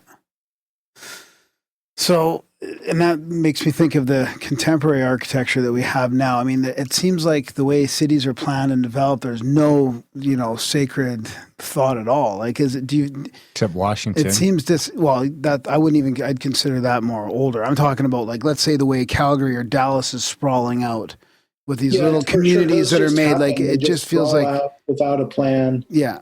And it's a nightmare. Yeah. That's, yeah. But, like cities like Paris and DC, and, you know, were London, very carefully planned or redeveloped at certain points. And so they do encode all this amazing stuff. And like the city of Astana in Kazakhstan is a new city sort of built out of, well, there was something there before, but much of the city was built from nothing. And so there's a lot of interesting geometry and things there. Huh. There aren't that many opportunities for people to build whole cities from nothing. You know, there are a few examples: Brasilia, Canberra. These cities were built out of nothing, and so they encode all these incredible things. Well, when were those built though? When would they be encoding these? Like, is it like the last couple decades, or are you talking 100 or 200 years? Well, I think it was in the 1950s that Brasilia was made. Yeah. I don't know about Canberra. I think it was recently as well. Yeah. Paris, of course, was redone, and those straight boulevards were cut through a medieval fabric of the city. Yeah. And, you know, the kind of Baroque thing that happened then. But we can't do that now. It would never happen. You know, can you imagine? Like, sorry, you got to get all your houses are condemned, and we're just going to put a road here. Yeah, exactly. We want to make it sacred. They're doing that, like on the U.S. border, I think, with Texas and Mexico. They're saying because of Trump's wall, they're just eminent domaining a bunch of farms and stuff, and just saying this is ours now. Sorry, and of course, it doesn't make people happy because they lose their property. Yeah. I think what do you get? You get market value. We had a huge thing in Calgary here just a few years ago when they built the new Glenmore Trail extension there. There's a bunch of people that were holding out. They were like, no, we ain't moving. It lasted for a few years, and finally the government was just like, no, sorry, you're in the way of progress. Now you know how the Indians felt. I saw a picture in China where there's this one guy who held out and wouldn't sell his house, and they built the freeway around it, and his house is in the middle of the freeway. See, that's not bad. That's not. I want to be that holdout. Yeah. Now I'll take the buyout when they're still offering the money, and I'll move away as far away from that fucking city as I can.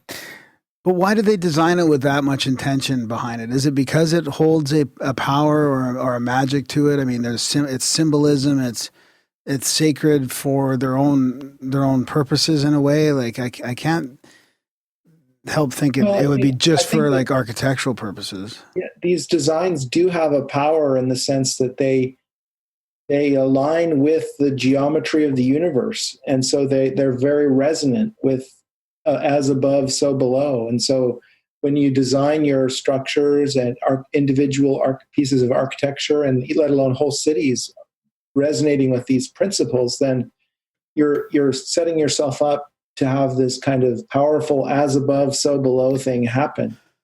And then, I don't know, like today we tend to measure power in like volts or dollars, but power can also just be in sense of harmony with the universe. Yeah. We don't really have a number for that. But I think that there's a benefit to be reaped when you work with nature rather than against it. And that might not be quantifiable as such, but it's just a beautiful thing. Maybe we just appreciate it on an aesthetic level. Yeah, or on an intuitive level. Maybe intuitive level. Like maybe that's why Paris has so much power with the culture and love and all that. I mean, you go into Paris and you can feel that sacredness, or I mean, maybe even Washington D.C. or London has like that's why that You must be able to feel the power in Washington, I'm sure, There's no planes flying over this motherfucker or nothing like that. Well, Pennsylvania Avenue, this avenue of power that connects the U.S. Capitol with the White House, it's aligned to the heliacal rising of Sirius, which is what the ancient Egyptians built their calendar on. And so too is the Champs-Élysées in Paris. It's aligned to the same astronomical phenomenon. And that's no accident. These are avenues of power. It's the historical axis of Paris. It's this avenue of power in the United States. And they're aligned with the stars and with Sirius, the brightest star in the sky. So that alone just makes these cities like top notch, Yeah. And that's the exact thing. You see that with the caves in Ireland, what is it? I forget what they're called now, the Grange or whatever. Newgrange. And the pyramid. Yeah, that's amazing. Newgrange. Yeah, it's like we did a show on that. It's like the ancients knew that. It looks like, Parisians were doing it when they're founding Paris, whenever that was. And George Washington and his buddies are doing it when they're making stuff in Washington. So Washington, all those guys were Masons. I don't know about the people that made Paris. Maybe, I don't know if you know a little bit about that. I think they were. Yeah, I think they were Freemasons also. I believe that is the case. And so they did this because they had this organization that had the will to encode that. But I think at the end of the day, they made some pretty amazing things. Yep. And you can say it's an evil conspiracy, but that's just your own take on it necessarily. I don't know if you're saying that, but no, not really. No, I know some pretty amazing Masons. Not necessarily evil, just that there's some kind of reason and intention behind it. It doesn't have to be evil or not. It could just be, like I think you said. But the thing that I question is why we don't do that more. Yeah.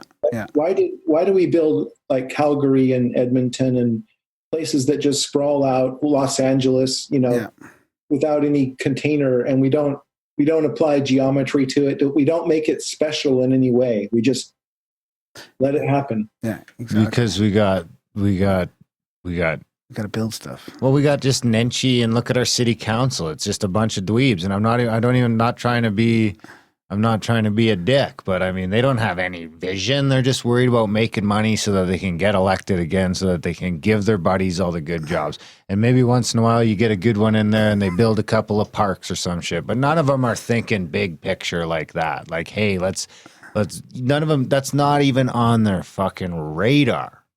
Unless they're a Mason. Maybe it is. But then, Masons are getting a bad rap. Masons aren't all on the same page with that. Like at one point, I had a friend who was a 33rd degree Freemason, and he got me into this meeting where they were going to design a new lodge, and he wanted me to be the architect of it because he's seen my films and loves it. And I'm like, okay, I'm open to that, And so I met, video conference with the stakeholders, and they're not interested in it really at all. They're just interested in the economics of it, in the cheapest lodge they can build. And they already have a design that they've used before. So why would they want to change that? And so it was like, okay, well, it's not like everybody who's a Freemason is interested in these patterns at all. I think it's more of a business organization, honestly. Yeah. It's just that certain individuals who are in that organization may take an interest in the mysteries, just like you guys are interested in the mysteries. Yeah. But it doesn't mean that because you're a Freemason that you're going to be interested in the mysteries. That's not true at all. It's just certain individuals, for whatever reason, seek that out and want to learn and educate themselves. And I found that with my film Secrets in Plain Sight, that if I try to show someone it, if I try to like sit them down and watch this, chances are they're not going to want to see it. But if they come to it on their own accord, they may become huge fans of it and see it 10 times and just totally love it and get something out of it every time they watch it. So it's really just, you have to come to the knowledge yourself. You have to want to know about the mysteries. And that means that you probably have already figured out how to survive in this world. Because if you haven't figured out that part, then that's what you're going to be consumed with. Yeah. So it's a luxury kind of intellectual product, is like wondering about the mysteries of life.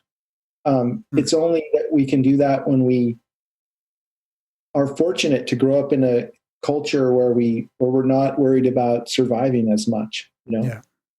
And we still can't build a pyramid. So what does that tell you about what kind of lifestyles they were living at that time, right? Obviously, they weren't hunting and gathering.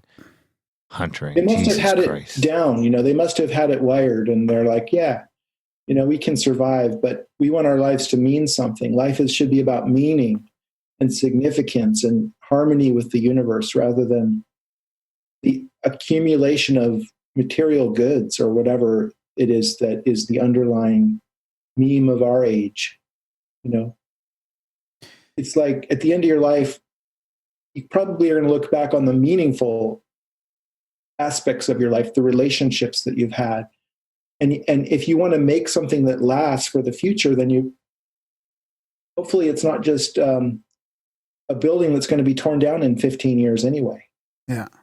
Because that's what happens. Oh, it's happening now with the Saddle Dome. It's massive concrete dome is 30, 40 years old, and it's getting torn down. I mean, it's hard to believe that this is happening nowadays in this modern time, that we can't even build something that's going to last more than a few decades. Like, it's unbelievable. Absolutely. And like in Los Angeles, where they have a little bit more history, maybe because there's been people there a little bit longer, they don't respect it. They just pave over older buildings and make a parking lot because of economics. Yeah. There's no reason to keep an old theater around, really, unless they can spin it in some economic way. Yeah. As a species, we don't tend to make the big monumental gestures very often. Yeah.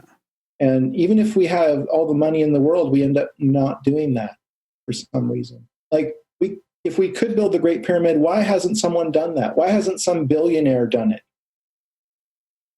Yeah. We should do a Kickstarter. We'll team up. We'll do a Kickstarter. We'll build a pyramid. There's a 30 by 30 one a couple hours down the road that people can do events. No. We're building a fucking Giza replica. Yeah. Well, Luxor, Las Vegas, right? Yeah, there you go. Yeah. Except the chambers won't be gender specific. Yeah. Well, we'll make it without an economic purpose. Yeah. There you go. Just made of stone. What'd you do if it just starts shooting lasers out of the air vents, vibrating, and that'd be something. So I wonder if is Sirius just the brightest star in the sky, or do you think because I've heard a lot of people say the whole Giza Plateau is laid out to Orion, or there's a bunch of these different things to the Pleiadians. Yeah. Did you come across any aliens or home planets? That puts their spin on it. But there's also a lot of good information that's come out, and it's difficult sometimes to separate the factual information from the wild flights of fancy. You just have to use your own power of discernment to figure that out, I guess. Yeah. So I did have one overarching question with the Secrets in Plain Sight. Isis, the goddess, came up a lot. Like, there was a lot of symbolism around the world and a lot of ties into Isis, whether it was about North American architecture or European architecture. And I thought, is there a reason why ISIS, the terrorist group, became ISIS? I mean, I feel like they've co-opted the sacred goddess name by this evil acronym. Like, you can't really even talk about ISIS. And you can, the goddess name has almost been washed clean of our society. I mean, I was in this little Egyptian spa in Calgary, and there's a room, like the rooms are named after each ancient Egypt gods and stuff, and Isis had to be removed off the thing and had to rename the room. I mean, and I remember when Isis wouldn't stick for a while as the name. What did they? There was a couple of names that they were calling it Isil. Yeah. ISIL, Isis, but then finally, with enough repetition, Isis stuck, and now it's become co-opted. I mean, and I can't help but think there's a bit of a spiritual war going on, and that maybe Isis is taken out of the I think that's really a tragedy that name was, that acronym was chosen for that organization, because it's really polluted the whole spirit of it now. It's like you can't talk about ISIS, as you said, and people will have a bell ringing in the back of their head, like, are you talking about terrorism? Yeah. You know? Yeah. No, I'm talking about this beautiful goddess of nature. Yeah. Has nothing to do with terrorism, is the opposite of that, actually. Let's take it But back. that's a way that they took that away from people that believed in that, in a way. Like it's and I don't mean they as in some, amorphous group of elites, but I mean definitely the media, and definitely some people chose that. Yeah, I don't know if it was just an accident because the name is catchy, Yeah. and it's a good marketing term. Yeah, I guess it could be. Yeah. Because everybody's heard that word. Yeah. But no one's heard Isil. Like, what is that? Yeah. No, it doesn't stick. Yeah. So, yeah, like, what's next? Are we going to call the next terror organization Ra, or We might. Osiris? Odin. Yeah. I mean, we should probably avoid, reusing the same Yeah, sacred name for sure. Yeah. for something completely different. It's like, names should have a power that we respect. Yeah. And not Yeah. overwrite them with Exactly. something completely different, and especially when it's like the opposite. Yeah, exactly. Yeah. I was surprised at how much stuff was referencing ISIS in your show. I wonder, I was watching a video the other day, Sacred Geometry International posted about like the pattern if you draw a line between Mercury and Venus and their orbits around the sun, or Mercury and the Earth. I can't remember which it was, but it was a pretty incredible little pattern it drew there. That sacred geometry is everywhere. There's a beautiful one I can think of with Venus and the Earth, and it forms a kind of 5-petaled flower if you just follow the pattern out over a number of years. Super, super beautiful. Yeah. I was reading some of your blogs too, and you did a trip around the UK at some point. I'm not sure when that was, but I mean, it was really resonating with me. I did a drive around the UK as well, just driving randomly around looking for castles and like no real plan, and it really made me think. I wish I had more reverence for the sacredness and the scenery back then. I remember a valley, driving through a valley with castles like close to Yorkshire, like south of Yorkshire and all that. But that must have been a pretty interesting trip for you after you'd done all this research. Yeah, it was really fulfilling to go to these places that I'd never been to in my life, but I had covered in my show, in my video. Yeah.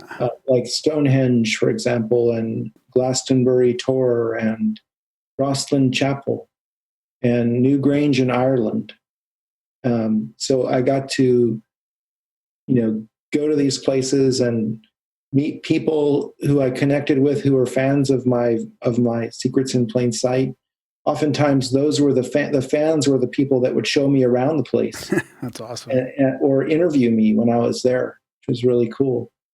And that really made it more enriching, like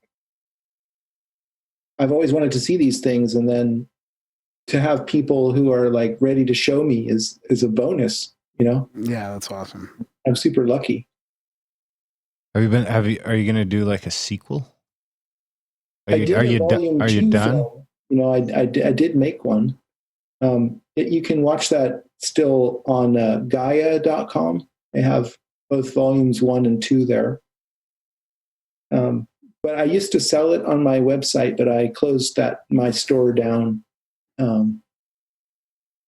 So it's not available on secretsinplainsight.com anymore. But I did make a sequel that was pretty cool. It went into other cities that it didn't cover in volume 1, including Babylon and Los Angeles. City Angels. Yeah. I think those cities are technically supposed to be Mexican. What was your I'm just watching, I got this video playing. It is Venus and Earth create art while they are turning around the sun. Yeah, that's a really beautiful pattern. How many years does that take? I think it's 8 years. Interesting. Would have been more interesting if it was 33. Yeah. Not everything's 33, but Yeah. But it's interesting when you see that so it's not just stuff on Earth. So you wonder if these different Fibonacci sequences and stuff like that. Well, is that because of some weird force on Earth that we don't know, whether it was just gravity affecting it or just the way, everything on Earth could have evolved from some single organism a long time ago. So we could have all this sort of pattern built into us. But then you start seeing it like the way water moves out of stuff, and you start seeing Or it. cymatics, like sand on See this beautiful sound vibration. Yeah, you see this beautiful flower made by drawing a line between the Earth and Venus and taking a snapshot every day, and it makes this insane picture. And you play, like Graham mentioned, you play the sound through the sand, and you get these crazy designs. It's like it's something's up. I think when you find those, you're uncovering the geometrical structure of our universe. You're noticing, how could it be that something so beautiful is underlying what should be randomness? Yeah. Right? Like Venus and Earth, why do they have such a beautiful relationship to one another? And why does the moon and the Earth also have another beautiful relationship that's captured in the golden ratio and in squaring the circle?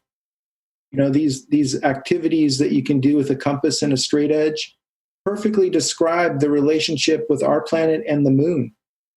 And it's like that seems so far-fetched that such a simple geometry would encode such a large-scale phenomenon, which we are told to believe is totally random. But it can't be random. It's too amazing that it just happens to fit this pattern so well. Yeah. So do you ever think intelligent design?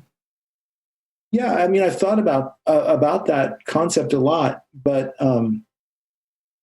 it's hard not to, right? It's hard not to go down that road. Sometimes you start seeing this shit and you're like, Jesus. Yeah, but I think that's for me that's not a good solution, because it just leads into belief in an other, that God did it.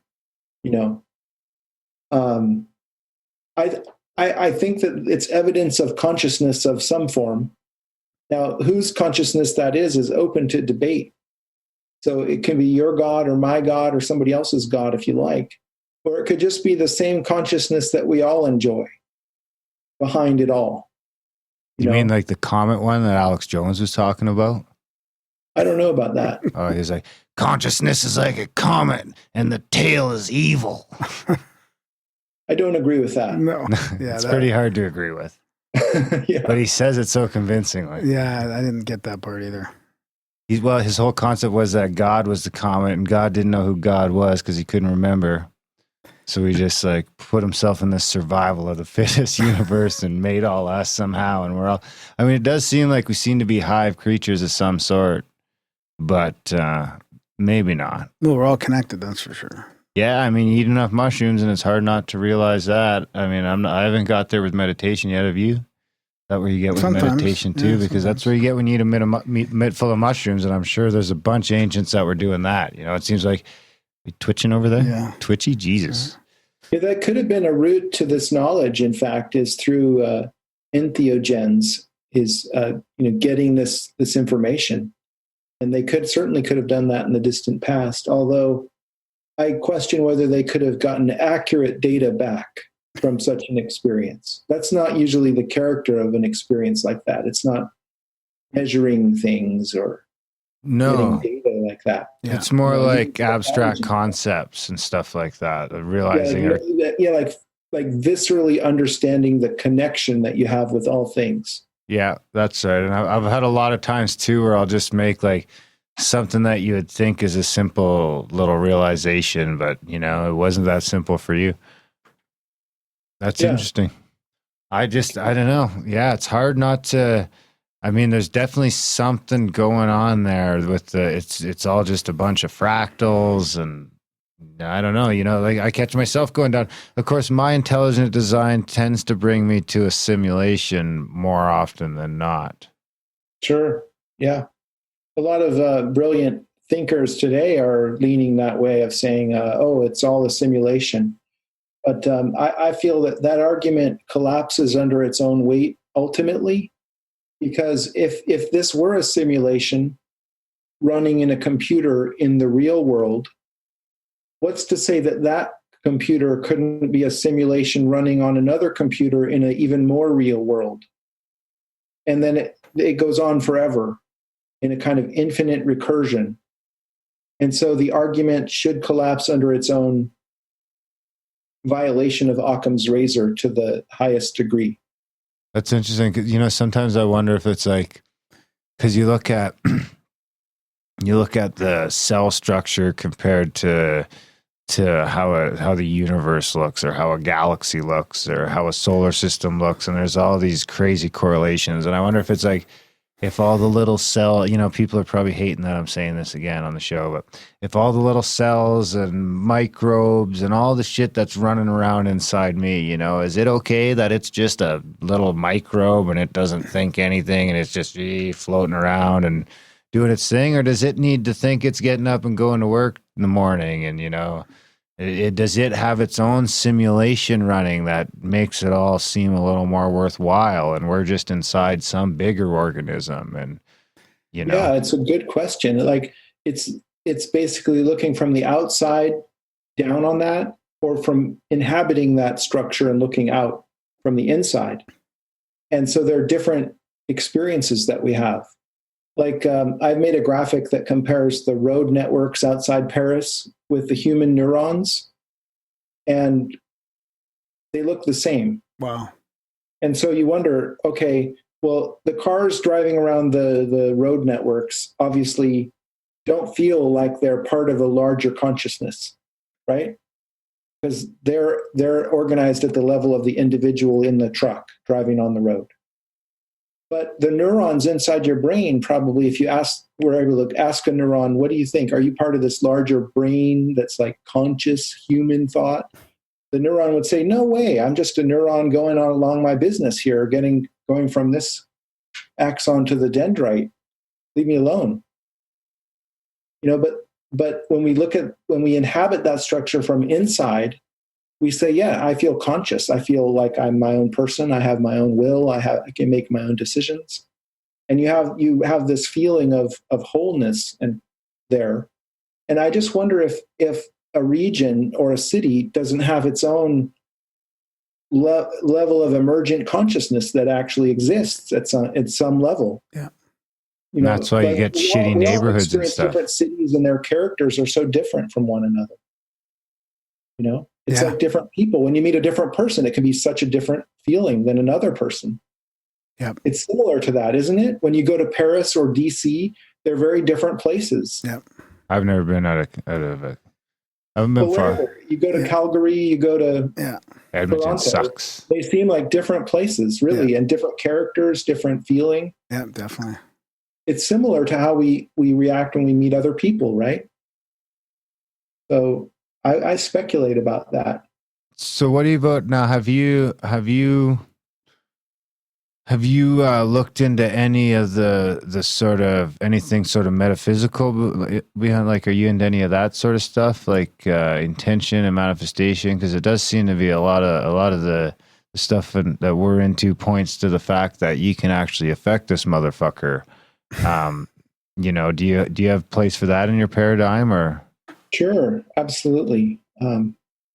Intention is very important, and how you come across. I think that we are multidimensional beings, and we're just seeing a very narrow slice of reality through our eyes and through our regular consciousness. Like I'm becoming a better C# programmer. Okay, and so the little Scott who's learning it and thinks he knows it, it spends hours learning how to do this thing. But then when I sit down and actually code something, it comes out of some place I don't even understand because I'm not even thinking about it. It just happens. I just code it. I'm like, it works. I can't even believe it. The little Scott who sees that happening doesn't understand where it's coming from because it's coming from a deeper layer of my unconscious, if you like. It's just like when you learn to drive a car. There's a time when you really suck at it when you're a teenager and you're trying to learn and it's difficult and you struggle and finally you get it. But then after that, you never have to go through that struggle because it's part of your subconscious, subconscious or right brain. Yeah. We don't really have good words to describe it, but it's showing you that there's a complexity there that we don't normally think of in our day-to-day discourse. That there's a multi-layer to the onion, that's happening there. And I think that's happening on many levels, even ones we don't consciously understand. Yeah, it's reaching that flow state, and if you've done enough practice, then it's not only that you can reach that state and connect to something.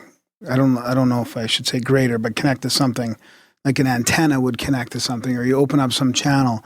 And if you've practiced it enough and it's subconscious, then you can really enter that, like you said, like you're playing that or programming that C#, or just even, on a breakaway in hockey and not thinking about what you're doing and you just automatically do it because you've done it so many times and if you're in that flow state, it just happens automatically.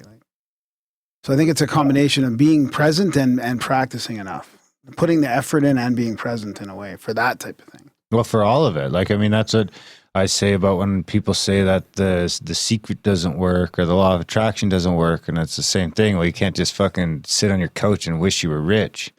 You got to practice, and you got to put the work in, and you have to do the action, and you got to do something other than go home and watch television all night and hope things change. Yeah. How's your worldview shifted since this has been 10 years since you sort of started this after that intuitive prompted you to create a movie? I mean, how have you shifted over the last few years, the last 10 years? Well, I think I went through a lot of stages of development. And I think my first stage was believing there was a conspiracy to uncover. And that was important, to go through that. And I kind of came out the other side feeling sick, having plumbed a lot of conspiracies in the world and read all about it. And then I realized that the patterns go beyond conspiracy. They go into the cosmos. Yeah. And we talked about some of these things already today. Such that the conspiracy, if there is a conspiracy, it's deeper. It's beyond. And then it makes me question about if there is a conspiracy, what level is that at, right? And it's made me wonder about humans. Maybe we're more like mound building termites, where the individual termite brain, it just isn't big enough to hold the architectural plans for the termite mound, which includes air conditioning and farming and structural supports and all this amazing complexity these creatures make. There isn't like one termite who knows all that, but somehow collectively as a species, they coordinate all their efforts to maintain this beautiful structure. So I wonder if some of these patterns happen in our built environment because as a species there's like a species mind that's actually making these things happen. But we as individual designers and engineers and architects aren't even aware of what we're doing. That makes a lot of sense because I would tell you, those guys, they had just founded America. Things are looking great. Things are looking up. And, nowadays it's just about making fucking money and, fuck you, every man for himself. It would make sense that our cities are starting to get a little out of control and a little sprawly and a little ugly and, but at the same time, you see some beautiful buildings coming out today, but, it's kind of what they represent that that isn't the same as I picture the buildings like the Great Pyramid and things like that representing in their day. I think it's Mind more you, the about, Aztecs were just fucking cutting out people's hearts, so who knows? I think it's more about like what we talk about on the show with deeper synchronicities. When people come to us with these patterns and dates and times and numbers and kind of along the similar vein as what you're doing too, Scott.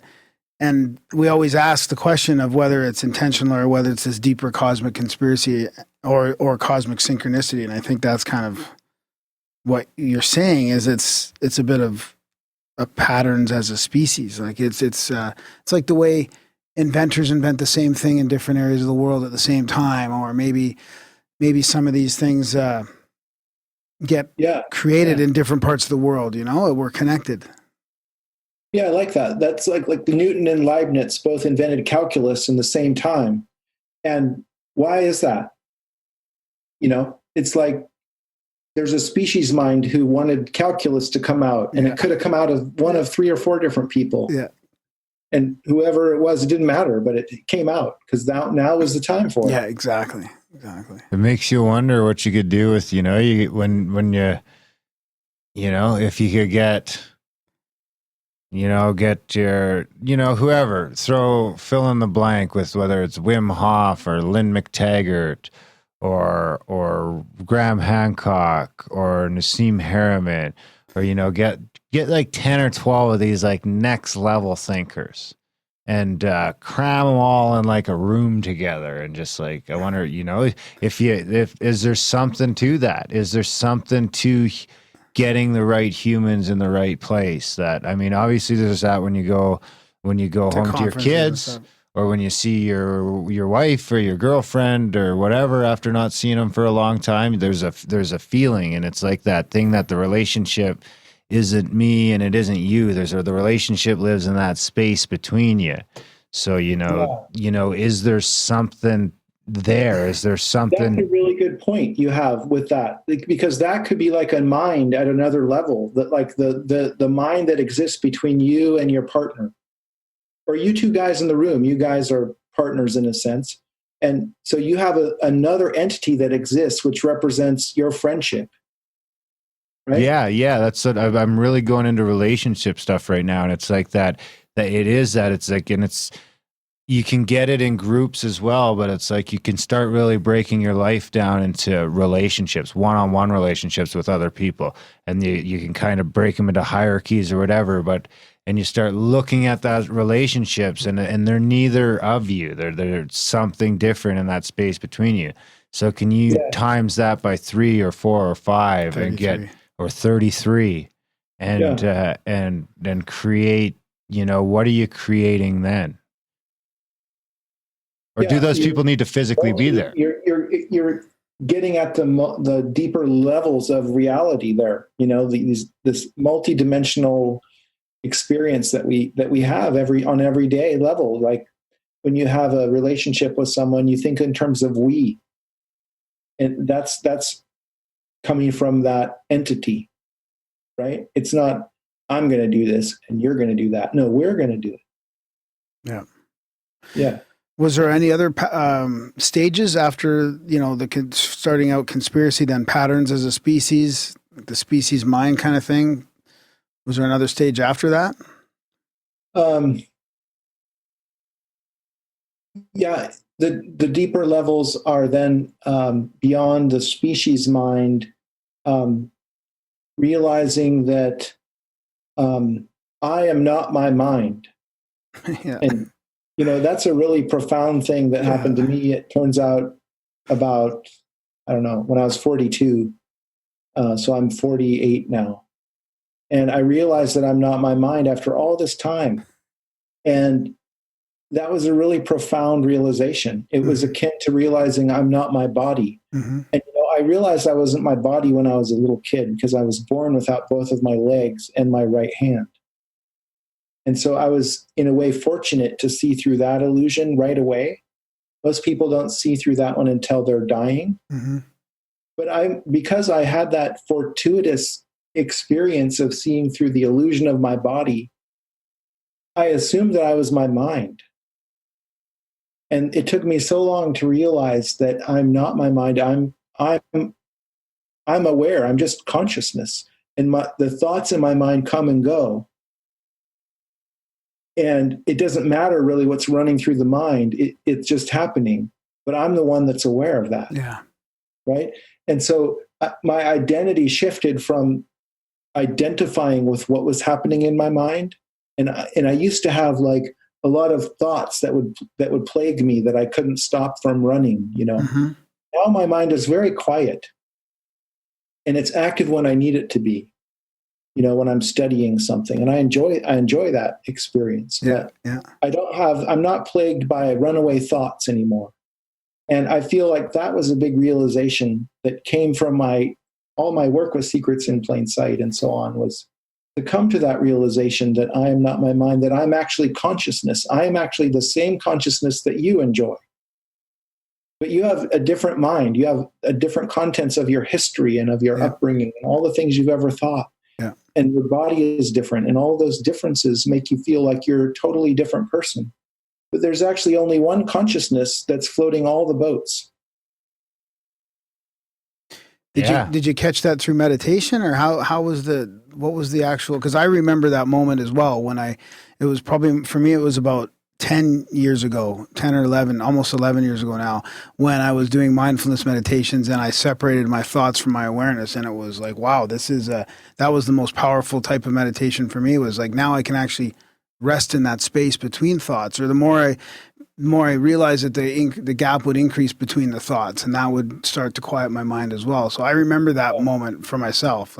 Well, I was lucky. I had just a friend I met on Cortez Island where I used to live, who was a longtime meditator. In fact, he used to run this whole retreat center where people would do silent meditation for months on end.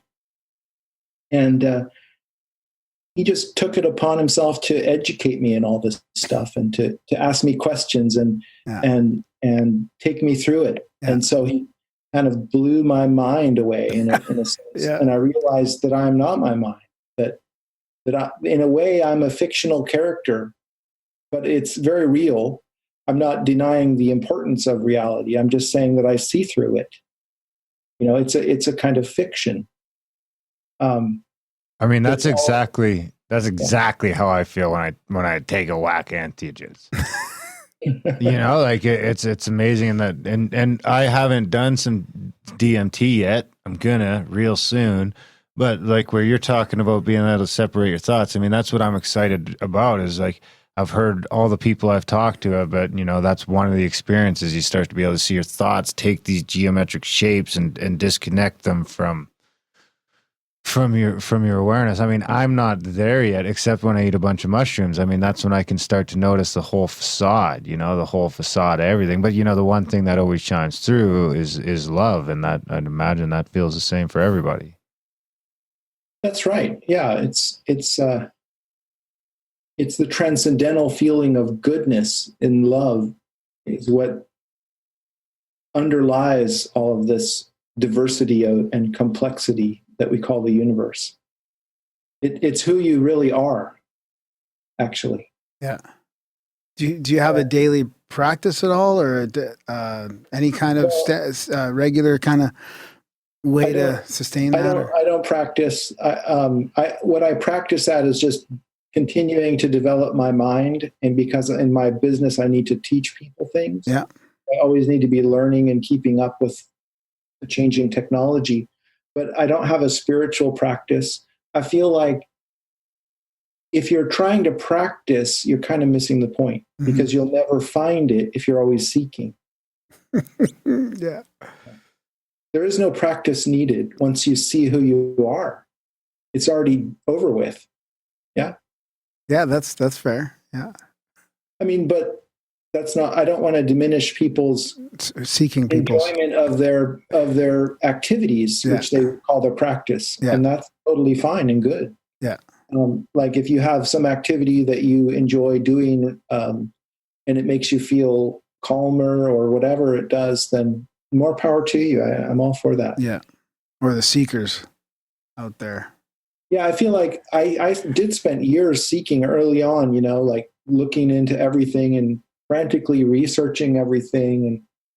And now I feel like I've found it. And so I don't feel the impetus very often to go out and look for more stuff because I feel like I've covered it. And if I found more examples, it wouldn't really add that much to what I've already found. It might be interesting, but it's not a burning urge that I once had of like passionately wanting to know more and to understand everything. Yeah. I feel like I've done that personally, and I don't need to do more of that. That's why I kind of shut down my research with Secrets in Plain Sight. Is I feel like I've really covered it. Yeah. Yeah. Wow. What a great chat. What do you think can we get into your sacred geometry stuff a little bit? I mean, Sure, we got a comment in the chat here that says this is some life-changing conversation, and why have I never been thought of this in school? Thank goodness for Grimerica and Scott Onstott, of course. Well, sacred geometry is really just geometry, but experienced for the beauty of it. And so it's different than the geometry that you probably learned in school, which you might have bad memories of, maybe. Most likely. But it's just exploring simple geometry, like learning how to draw a 7-pointed star or something. And just that process is a beautiful thing, actually, if you just give yourself space for it to do that, because you're interacting with the kind of foundation of reality, because that's how everything is built, is on geometry. So when you interact with pure geometry like that, it's unlike anything I've found that can just take you right to that transcendent state and get you in that flow state, right? And more than anything I've found, there are other ways to do that, of course, but this is a beautiful one that doesn't require ingesting any chemicals, and it's something everybody can do, and it doesn't have very much baggage with it. What we just need to do is break through the blocks people might have about being afraid to draw because of what they were traumatized with in school. But once you see how it's easy to do, you can get there and do it, and then you naturally will experience this sacredness emerge out of this geometry. I mean, and it's a really beautiful thing.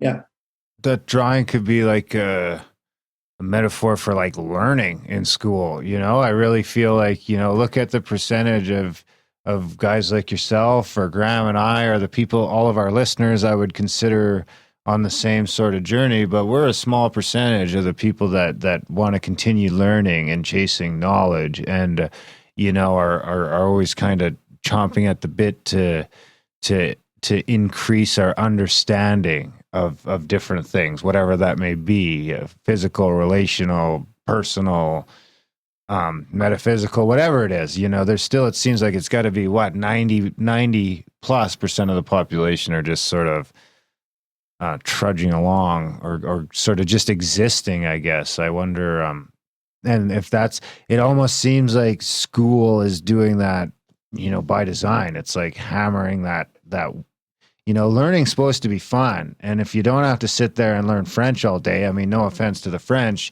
there's way more cool stuff to learn. And if we could teach kids that, the world could be a better place. Learning should be its own reward, because when you really get into it, it's a self-fulfilling pleasure that you just love to know more, right? But to get someone to that point where they can just uptake new knowledge independently is very challenging, because the system is geared against that. In fact, it's designed to kind of deaden you, I think. Yeah, it does seem to be doing that by design in a bunch of different ways. The more you look at it, and not only that, it seems to be, you look at a lot of those things, and that's where I tend to like, maybe I can still get caught up in that conspiracy side of things, where it's like, no one, and I mean, on a simple example, it's like in the West, who teaches you that starting your own business is even really an option? It's find a good job, that's not even really on the fucking table. And even above and beyond that, you look at just the power of thought and the power of mindset and thinking and intention and all of those sort of things. That you go back and look at some of these books that were written in the 30s, and it's all over the place. And it's like it's slowly being taken out of the culture for some reason, you know. Is it because you can go to the Rockefellers or whatever the fuck, but it does seem like the system needs to have people graduate from high school or university knowing almost nothing, because then they can enter the system at the bottom floor, and that values all the people above them. Yeah. So the system is designed to output a person who knows nothing at the ground level. But what if it outputs someone who is way smarter than the people that are getting on this whole ladder? Then the whole system would be in turmoil, because now you have these geniuses coming out who should be in charge of everything. Yeah. Or people without PhDs that are telling us our history that seem to be, getting it right more often than the people with the PhDs that'll argue till they're blue in the face. And, it's just, I don't know, so the education system is a mess and it's not even just the education system. It's like academia is a mess in its current state. I mean, science is to the highest bidder, and Well, you can bribe your way into these colleges to get brainwashed if you want. there we go. We'll start a Kickstarter. $100,000 will get We're you. gonna get Grant. We'll get Darren into college so he can infiltrate the system. I'm going to Harvard, baby. So what else about your course then? So you get these guys drawing. Now, is this in person or is this online? This is online. Well, there are different things. I do a thing in person in Ireland every year. Oh, wow. We're going to be doing it this fall in Ireland, just outside of Dublin. Oh. And it's a beautiful place in the countryside we go, and it's a weekend workshop there. So you can learn more about that at sacredgeometry.academy. It's my website. Okay. And I don't have a sign-up thing there yet, but my partner over there has just told me it's going to be coming in the next week or two. We're going to get dates, and then it'll be up on the site, and you can sign up. Okay. Perfect. That's We got a only bunch for of listeners 33 there. people, so there's only so much space, right? Yeah. Yeah. Well, we got and a whole UK posse that's not too far from. We got a bunch of listeners in Ireland too, but we have a weird sort of bunch of listeners in the UK. So we might be able to get some Grimericans down there. I hope we can. That'd be cool. In past years, we've had people from Texas come, and people from Finland and Netherlands and UK, and a lot of people from Ireland.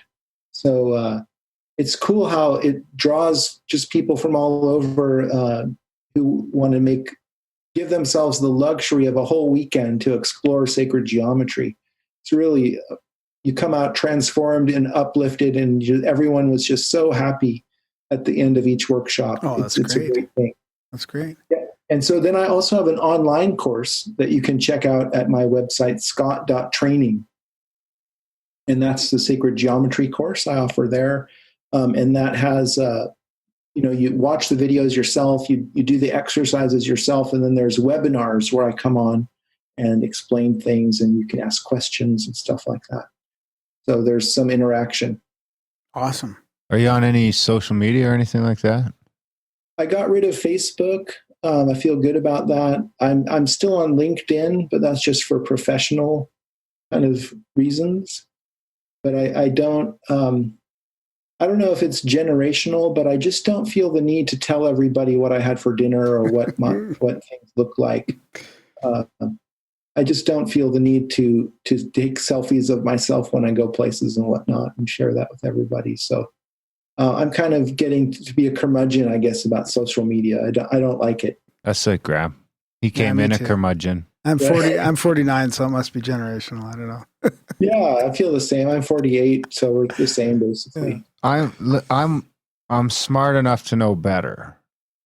But I mean, I'm trying to market a podcast here. Yeah, so it's a tough. I don't have a personal account for that, for business reasons, Yeah. right? Yeah. Yeah. We deleted a personal account. I deleted my personal account. You never had one, which just turned a whole fucking thing because then I couldn't make an ad when I wanted to make an ad for the event. I couldn't make an ad, and it was a whole thing. But what are you going to do? Well, Anything else we should get to? No, I think this is a great chat. Yeah. This is going to go down as an all-time favorite episode. I guarantee it. But we've already got people saying that in the chats. It's really a nice talk we've had. Yeah, it's been great. Yeah, we covered all gamuts here. And you're just over there. I mean, hey, maybe we can bump into each other here down the road. Maybe Graham's always out that way going to check out Cloudhead games and stuff like that. And I think you're a bit of a gamer, so maybe we can do something together out there one day. That'd be great. Yeah, just give me a shout if you're in my neck of the woods, and we'll get together. That'd be awesome. Yeah, same with you. If you're ever in Calgary, you can come to studio for sure. Okay, cool. All right. I've only been to Calgary like on a layover, going somewhere else. But maybe if you have a long layover, we'll meet you at the airport. I can put a little more time in Calgary. Yeah, right on. If you have a long layover, we'll come visit you, and we'll just do it on the digital recorder, or we'll just have lunch or whatever it is. Yeah. Yeah. Cool. Sounds good. Thanks, man. All right. Yeah, right on, Scott. It's been a have blast. a good night. Come back anytime. All right. Take care. Okay. Take care. And that was our chat with Scott Onstott. I think I'm going to have to start saying that from now on. What's that? Yeah, because I have to go over and turn it off. It wouldn't be so bad if I had a mouse. I just can't get the fucking mouse to work. You have a mouth. I have a mouse on me. That's for sure. I could, send cash. I hope Scott was okay with the swear words. You're popping some F-bombs today. That's all right. I was also dropping some knowledge bombs. Yeah, that was good. That was a blast. I mean, if people haven't seen this, honestly, like I watched the whole 4 hours of it. It was incredible. Oh yeah, you could 3 hours 45 minutes, I think. Yeah, and there's all kinds of synchronicities that you would just, and it's not like he's picking this number and matching this number and trying to make a connection. These are real connections. And there's a part 2, which I'm gonna have to track down now on Gaia. Yeah. Yeah, I kind of didn't really come across part 2. I kind of saw that there was one out there, but I really just wanted to get the meat of the big one, like the whole big one, watched before the show for sure. Absolutely. Yeah. It's a great video. Everyone should go check that out. Check out his sacred geometry stuff. And check out Grimerica.ca/support, guys, so we can keep having these sort of great, fancy chats. Uninterrupted. Uninterrupted. No corporate bullshit. No sponsors, no ads. No, except you guys. You guys are sponsors. So go to Grimerica.ca/support. The producers. And sponsor the show. I think there's a super chat too. We got a super chat from Suzanne. Sweet. Thanks, Suzanne. Suzanne gave us $25 Sweet. for this episode. So we got paid $25 for this episode. Thank you, Suzanne. Of course, that's not true. We do have a bunch of supporters that do support at Grimerica.ca/support. Just enough to cover all expenses. And we're looking to do some growing. We've got some ideas of some things we'd like to do down the road. To be perfectly honest, we've just got a list of interviewees that's so long we could be doing 2 or 3 shows a week. Yeah. But, we got to get there, and we can't get there without a bunch more support. So head over to Grimerica.ca/support. All the options are in one place now, on one page, Stripe, Patreon, all of it, one spot. And do it. Leave a voicemail, 403-702-6083. Or a text. Or Graham, you can send Graham an email to graham@grimerica.com. Yeah. And check out everything in the newsletter, Grimerica.ca/news. And chats. Check out the chats, Grimerica.ca/chats. Chats are great. It's like a perpetual chat room in Discord. By the time this comes out, our chat was our getaway with Randall might be sold out, but it still was worth heading over. We just did. We actually ended up with a few more camp spots.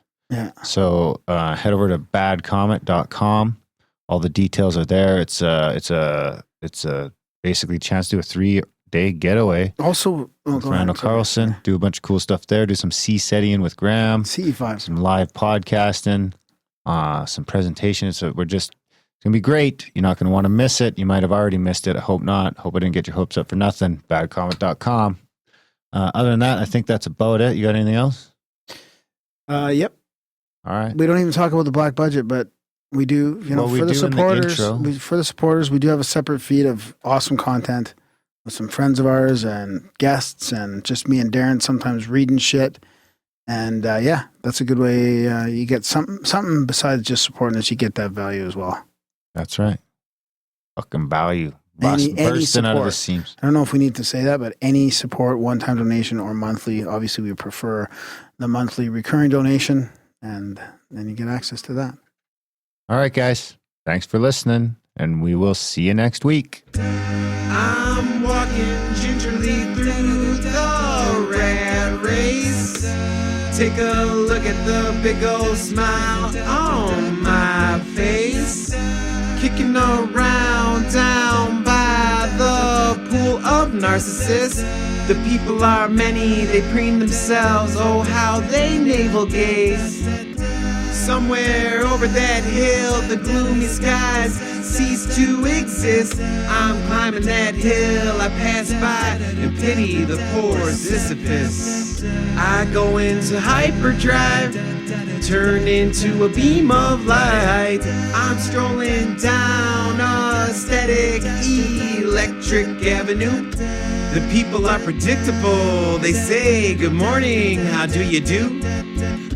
When out of nowhere, a randomly pure angel in the crosswalk bumps into me, and in doing so knocks all the evil and all the wind out of me. And it's black as tar, ugly as ever, and of no apology.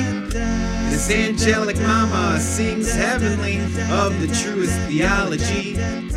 Together we're a seraphim dream, forever young with no chronology. 1,000 years from now we'll be written into ancient mythology. We go into hyperdrive, turn into a beam of light. Can you tell me about the view up there? It's sparkling remarkably, the air is crystal clear. Oh, please won't you tell me what it takes to transcend this place?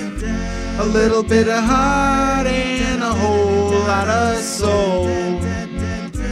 Take a look at the big old smile on my face, as my angel says dance with me and your life will never ever ever be dull. I go into hyperdrive, turn into a beam of light. Turn into a beam of light. Turn into a beam of light. Turn into a beam of light. Turn into a beam of light.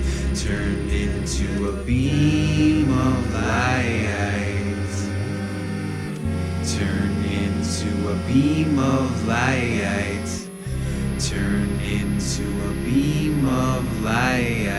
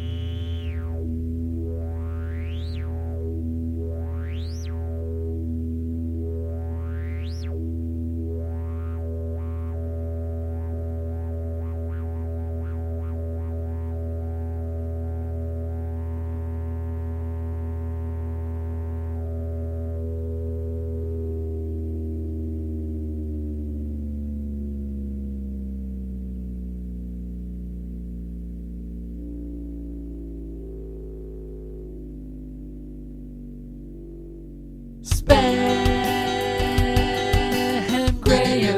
Graham.